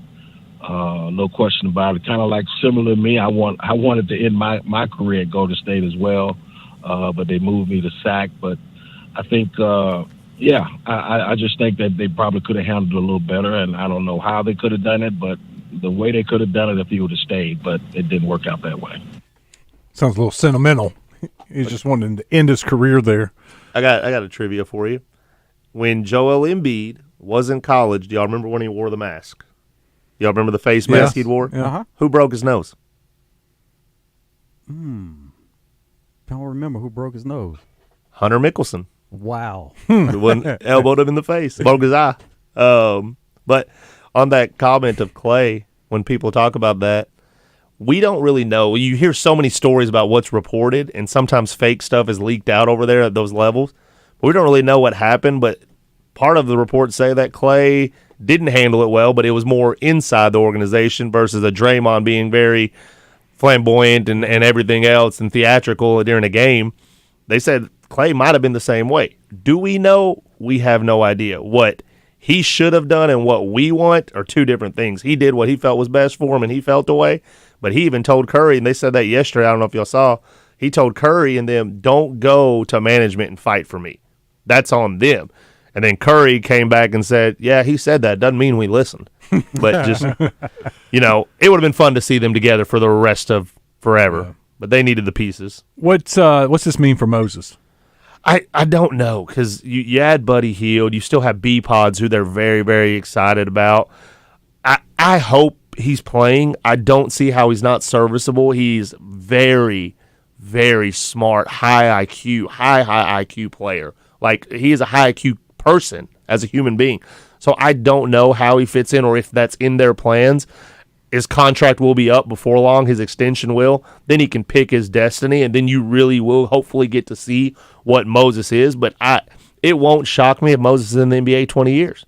Like, he is still very talented, but very smart about how he handles his business. And so, ultimate professional, been an ultimate professional since the North Little Rock days, where you hear Coach Rice and Coach Balan talk about him and saying, like, man, he'd be on the sidelines asking, what is he doing wrong? How does he do X, Y, and Z? To where he asked even Jim Eckhart at AFA, how do I stay in the NBA and be Manu Ginobili? Like, not Kobe Bryant. Because realistically, he's like, how do I just stay for 20 years and be able to be that good and keep my body right? Mm-hmm. So I think Moses, it'll work out for him in the long run, and he's going to be very successful in his own right. You a Bulls fan? I watch basketball. Okay. Who's this from, Joe? It was just On the- NBA radio on the Bulls and what they need to do with the roster. The Bulls are a worldwide brand, and they're like a major tech company. They don't operate like a major tech company. You make a bad product, guess what? You pull it off the shelves, you eat your millions, and you move on. They will not do that. And the problem is it feels like Arturis and it feels like Mark have fallen in love with their early creation and did not want to let the toy go. It was a broken toy, Right. and they did not want to throw it in the garbage. And now they're paying for it. I will argue to the end of the day that the initial trade for Vucevic was great because the culture and the reputation of the Bulls was so bad around the league as far as what Pax and Gar Forman, the old regime, not able to make that big splash deal. And if you remember, Vucevic was off limits at the beginning of that year, and they go in and swoop in and get him, and then the next year, the DeMar and Lonzo Ball. And so initially it was great. But you look at the last 2 years and not willing to throw the toy away, you end up trading Caruso for Giddey. Fine. But at the trade deadline, what could you have gotten? Probably more. There's a lot of ticked off people that are starting to get the feeling that maybe that the luster is off with Arturis and Mark, and these guys might not know really what they're doing, or they might be over their heads. And this is a huge off season because they're trying to transition to a youth movement, but still be somewhat competitive to show that these young guys can play, but still finish in the bottom 10 so they could keep that pick for the 25 draft out of the Spurs' hands. So they're really on a fine line of what they're trying to do. Who's the best coach in college basketball? Ooh, you're going to put me on the spot on that.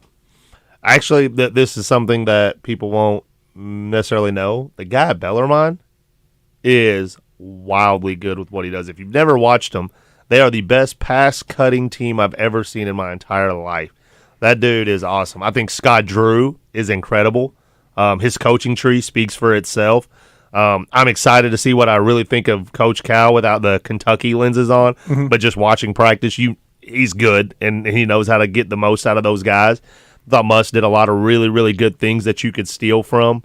I'm excited for Jacobs at FAU. Honestly, he's a friend, but I'm really excited for what he does because he is very, very good at how he approaches basketball, and he's also got that international experience. I'm just biased a lot to the people I know, but also getting to watch. And then, there's some things I've seen that I'm like, I don't think this makes very much sense.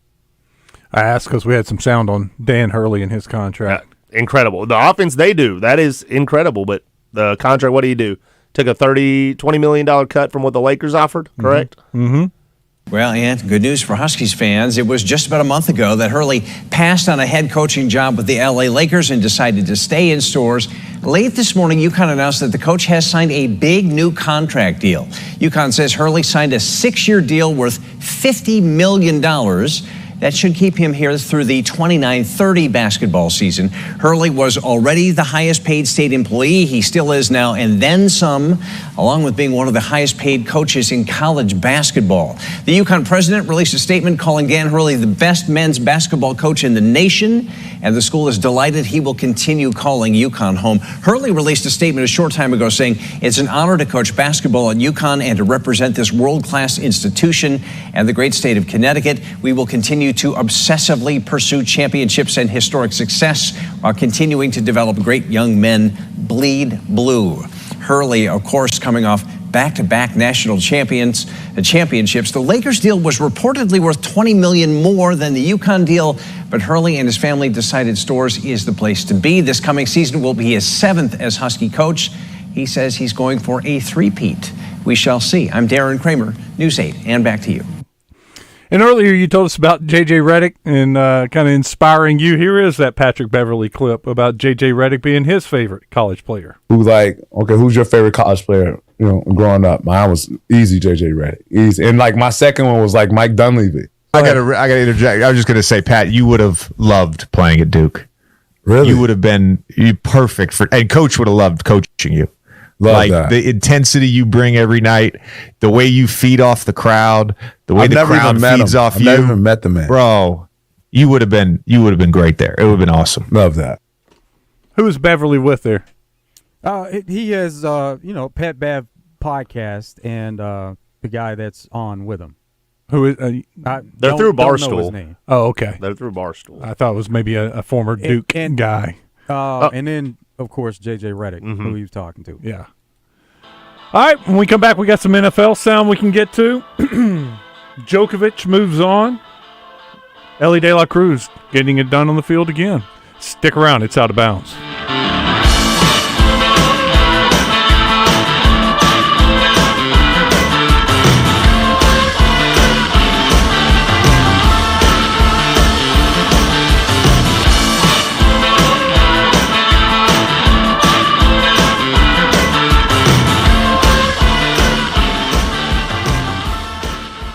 Listen each Friday during Drive Time Sports for the basketball insider in Arkansas. It's pure sweat skills and trainings Bart Reed. Made possible by Martin Orthopedics with locations in Little Rock, North Little Rock, Cabot, and Hot Springs Village. Staffed with fellowship-trained orthopedic surgeons and sports medicine specialists. For more information on the web, go to martinortho.care.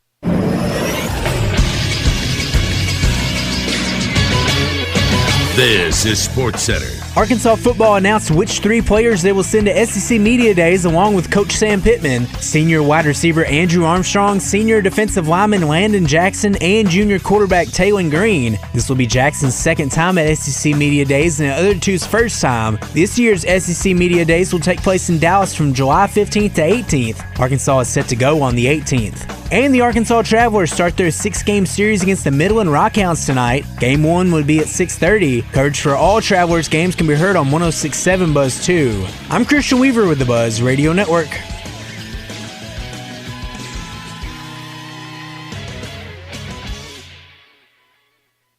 This is Pat Bradley for Brewskis. Every Monday at both locations, that's downtown Little Rock and North Little Rock, we are bringing you $1 Wing Mondays. That's right, $1 Wing Mondays. That's traditional and boneless. Also, we have 11 different sauces to choose from. Not only that, watch every game on the big screen TVs and enjoy a cold beverage with some friends. Don't miss out on our $1 Wing Mondays. That's dine-in only at Brewskis. You're home for lunch, happy hour, and late night.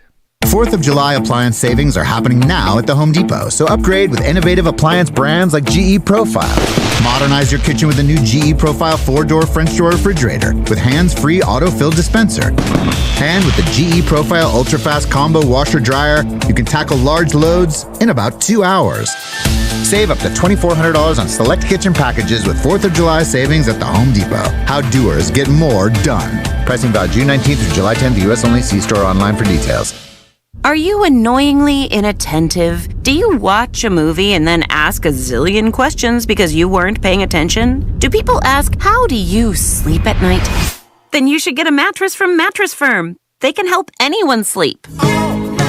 Head to Mattress Firm's July 4th sale and get a king bed for a queen price. Save up to $700 plus a free adjustable base with select Sealy mattresses. All with free and fast delivery. Get matched at Mattress Firm. Sleep at night. Restrictions apply. See store or website for details. Pay attention. This happens fast. You need money. You get a job. Turns out that job doesn't pay near enough for the nonsense it puts you through every day. You want to move fast, but the clock moves slow. You're smart though. You know machines. You want to work at a place as fast as you. You call Medley Equipment Company. They need a technician, and they'll teach you everything you need to know to be the best. With pay raises all along.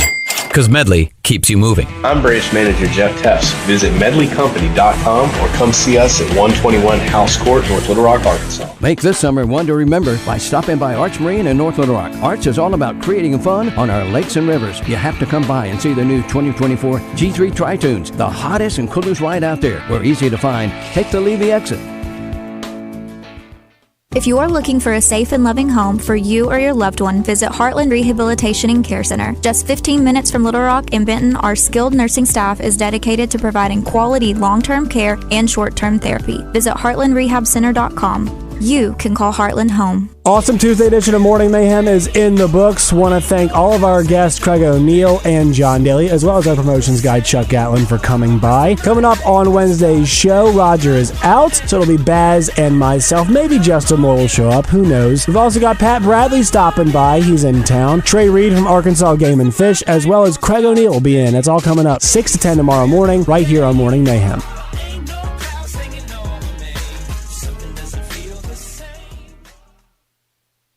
Hot summer days can put a strain on our power grid, increasing the risk of citywide rolling blackouts.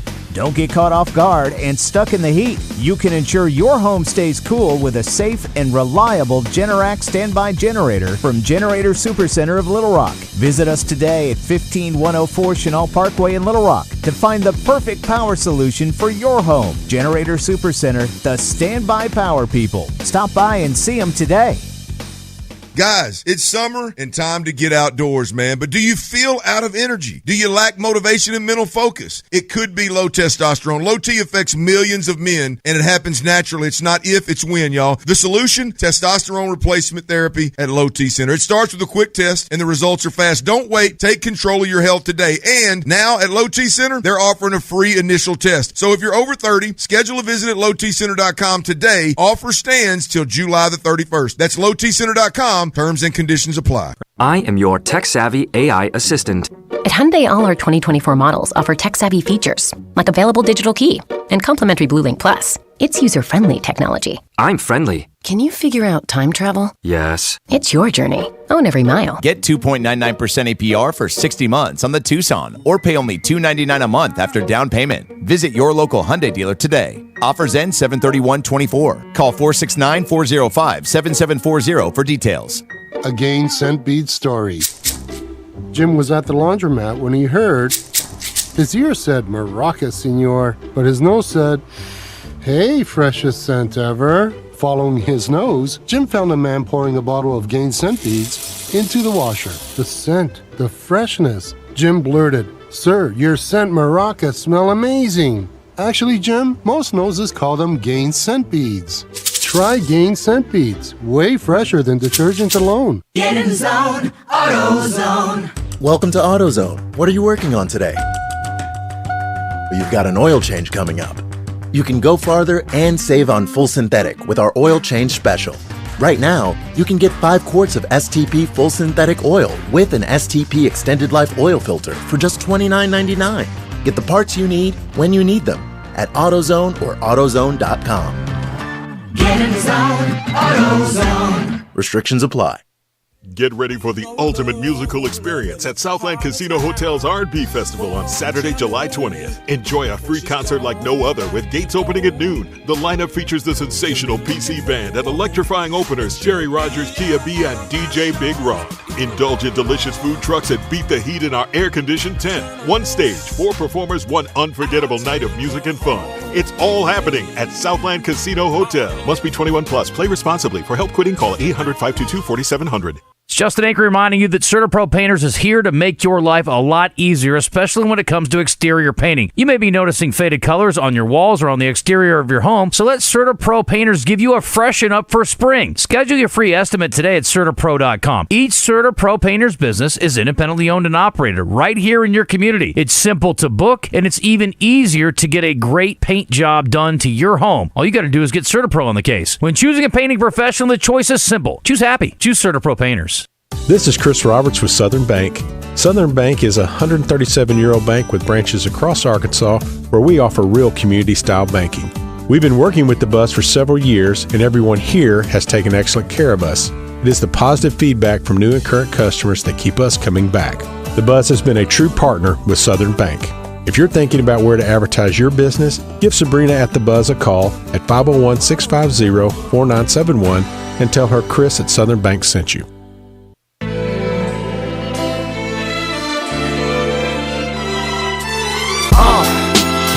What up, y'all? Yeah, soundtrack, what's poppin', baby? Y'all ain't know. I go by the name of Lupe Fiasco, representing that first and 15. Yeah, and this one right here, I dedicate this one right here. Big things happening at Gwatney Chevrolet, Gregory Street exit in Jacksonville. Go check out the website, GwatneyChevrolet.com. Got all the inventory right there. Great selection, new and used vehicles. If you're looking for a used vehicle for maybe a new driver, maybe a student heading off to college, they got some deals as low as $300 a month out of Gwatney Chevrolet.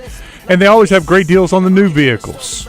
Make the selection, head to the Gregory Street exit in Jacksonville, do some test driving, and they'll be ready to make a deal with you. Still great trade-in value for that vehicle that you're getting rid of. You'll be happy with the money they give you.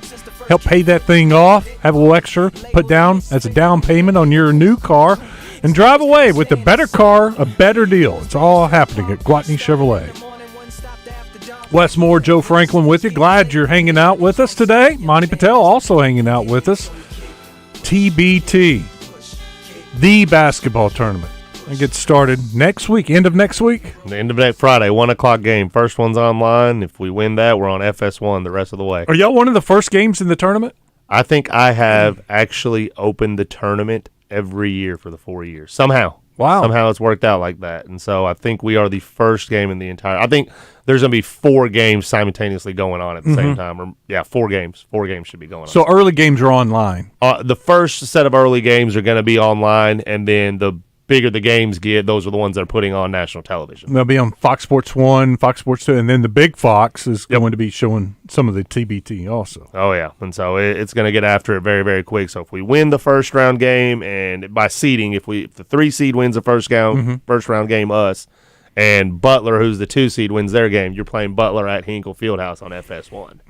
You guys have always been pretty high seeds. So is that something that's based on reputation? So when I first got it, they gave us the 6, I want to say, or maybe we're the 4. And I just taken over. We're still getting our feet under us, learning. And then once we won that first round game, the next year I kind of had a little more of a clue. We'd built a relationship with TBT. They had said we're probably going to be a 4. And then last year they're like, man, y'all made the Sweet 16 in the regional final in Omaha. Like, y'all won't be lower than a 3. And honestly, we were probably a 2 or a 1 in Indy, but the host teams they give the 1 and 2 to. So Indiana and Butler got the 1 and 2, and that fell us back to the 3. So the best way to be a 1 or 2 seeds to host the tournament here in Arkansas. That is a way better way. But even last year, I got asked to coach another TBT team, India Rising, that just coaches of Indian descent, and then the players they asked me to coach that, and I was like, I'm already doing the Arkansas thing. I love my state. I'm going to do it here. Makes it a little easier. They were the 8th seed, and they knocked off the first round game, and so that region kind of tanked in viewership of ticket sales because of them winning that. That's the last thing they want to see at all. They hate it. They hate it just from the money standpoint. Let's talk a little NFL. Dolphins, Tua, Tyreek Hill. This is Jeff Darlington. Yeah, we've got a couple negotiations going on right now, Ryan, that we can discuss here, starting with Tua Tagovailoa, of course. That is the most pressing. That is the one that the team continues to try to get done with Tua. Now, the last time I was on air reporting about this, I had mentioned that we weren't quite to the point where market value had been reached in the eyes of Tua Tagovailoa to the point where they could reach a deal. And while I can't say that there's anything imminent in terms of a deal as we inch closer to training camp, I can at least tell you that there have been active negotiations since then. They continue to try to get this done with a very amicable approach. It does not feel like this is going sideways by any means. I still think we'll have to wait and see if it gets done before the season. Tyreek Hill, this is not something that is really that crazy or pressing either, but he is entering the 3rd year of a 4-year deal worth $120 million. He was the one when he came over to the Dolphins who reached that $30 million mark. Now, Tyreek Hill and his agent, Drew Rosenhaus, have very nicely hinted at the fact that they would like to get another deal done. They have seen this wide receiver market go pretty crazy in recent years, really topping him. 3 players topping his mark just this offseason alone. So I'm not saying that this is going anywhere, that this is going to be any drama. It's been very optimistic tones, but still something to keep on our radar if perhaps the Dolphins could get something done to make Tyreek Hill a little happier too. Yeah, I've heard sound of Tyreek Hill hinting it. He was happy for these other wide receivers getting deals, and now he's looking for his own deal. Absolutely. He's 30 years old. He's trying to get that next contract. He's still dominant, and he wants to end his career with the Dolphins. Ellie De La Cruz, we played, was it yesterday? The triple? 2 days. Yeah. It was last Wednesday. week. Yeah. Now he's getting it done. Stealing bases. There he goes, taking off for third, swing and miss, trouble on the transfer. He claims third base. It's a new Reds record for swipes before the break, and that's 15 times he has taken third. Left-handed hitter, guy that's really fast throwing the ball to third base, but the speed of Ellie De La Cruz makes you rush. That's insane when you think left-handed hitter, wide open throw to third base, shorter throw, and he's still swiping it easily. He's just that fast. He is fast. And Djokovic, we were talking about him yesterday. We were watching while we were on the air. He ends up getting it done. And to all those people that have chosen to disrespect the player, in this case me, have a good night.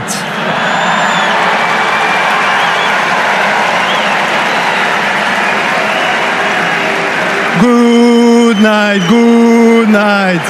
Very good night. Yeah. I'm hoping that they were just commenting on Runa and that they weren't disrespecting you.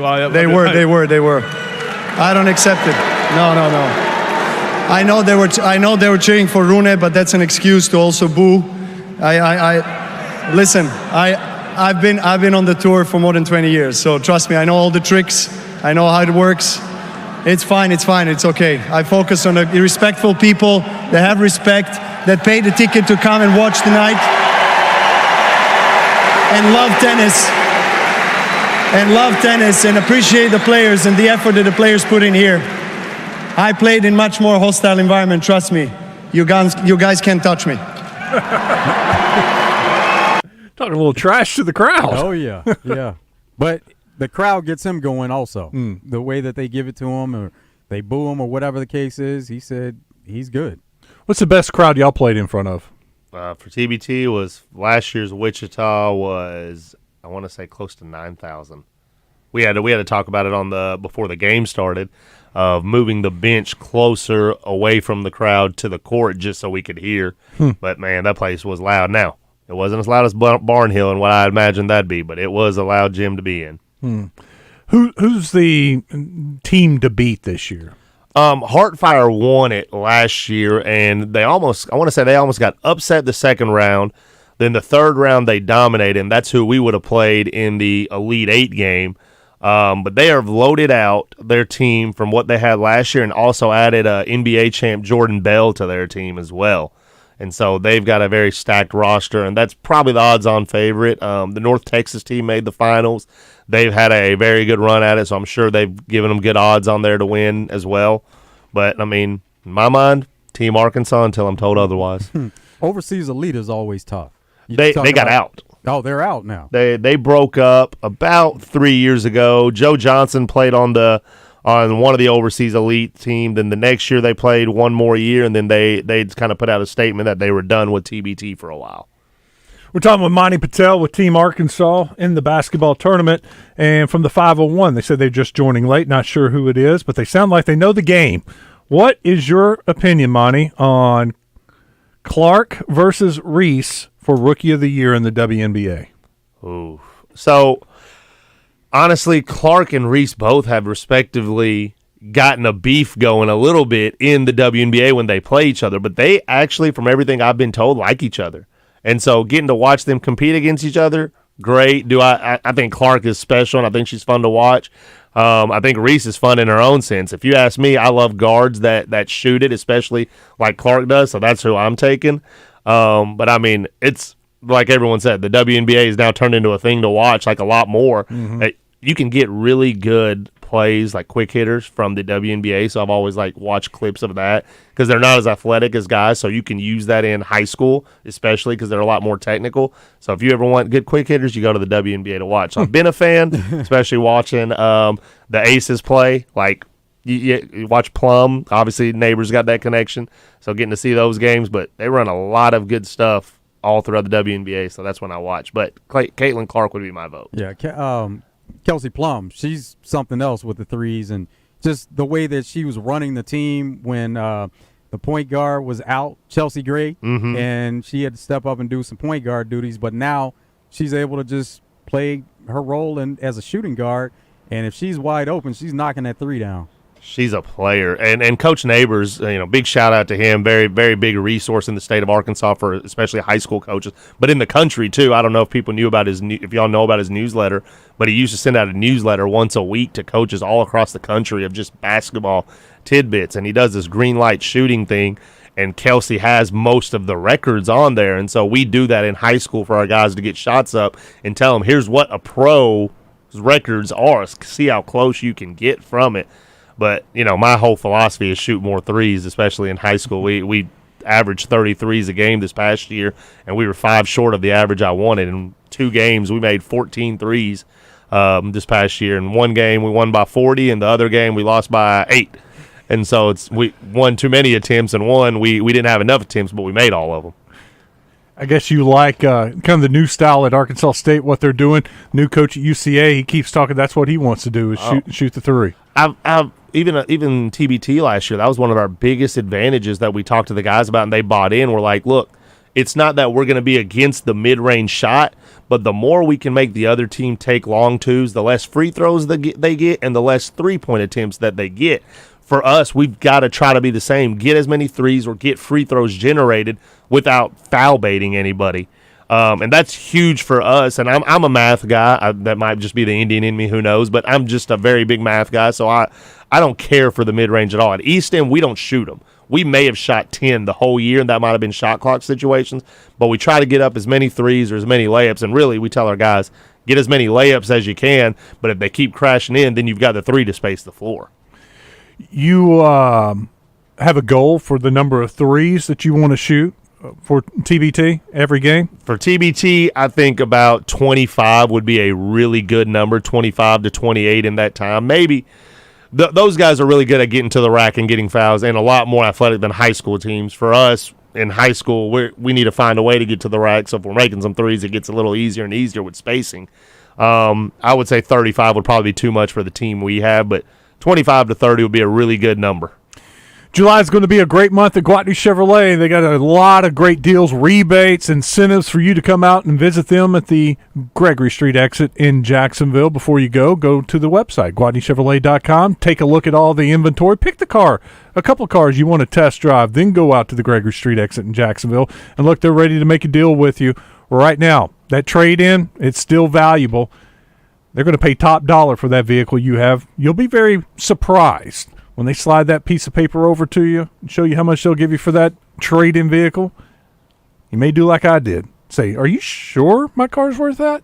They said, yeah, that's what we'll give you. All right, I'll take it. Paid off that note, had a little extra cash put down as a down payment to help lower my current payment. So see what Gwatney Chevrolet can do for you. Gregory Street exit in Jacksonville. All right, so got practice next week, Monday, Tuesday, Wednesday. Inviting people out to come see you? Yeah, I mean, we've had people out. We especially sent out an email blast to our donors and then the media just to come out. We built a new facility out there in Roland right across the old facility at Roland Sports Complex. So the gym is a little tighter space. So just if people want to come watch and reach out to me and whatnot, and we'll figure out if we have the space for it. But I don't want the gym to be overly crowded when we only have 3 days to teach everything and have to worry about noise and whatnot. But, I mean, I've told all the high school coaches before they're all welcome to come if they just reach out to me and let me know they want to come. But, I mean, we'll have events for the fans to go meet the players, especially, like I said, Tuesday, go to Skin Fix Med Spa. We'll be out there from 11 to 1. So come out, take pictures, visit with the guys. I mean, we have a very low-maintenance team. These guys are fun to be around. They'll talk with them. They'll do whatever. They'll take pictures, sign autographs. So come hang out and enjoy yourself. Hey, best of luck to y'all. I appreciate you having me on. It was a fun day. I enjoyed it. We got to run, though. Coming up next, Drive Time Sports. Have a great night, everybody. Heartland Rehabilitation and Care Center in Benton proudly offers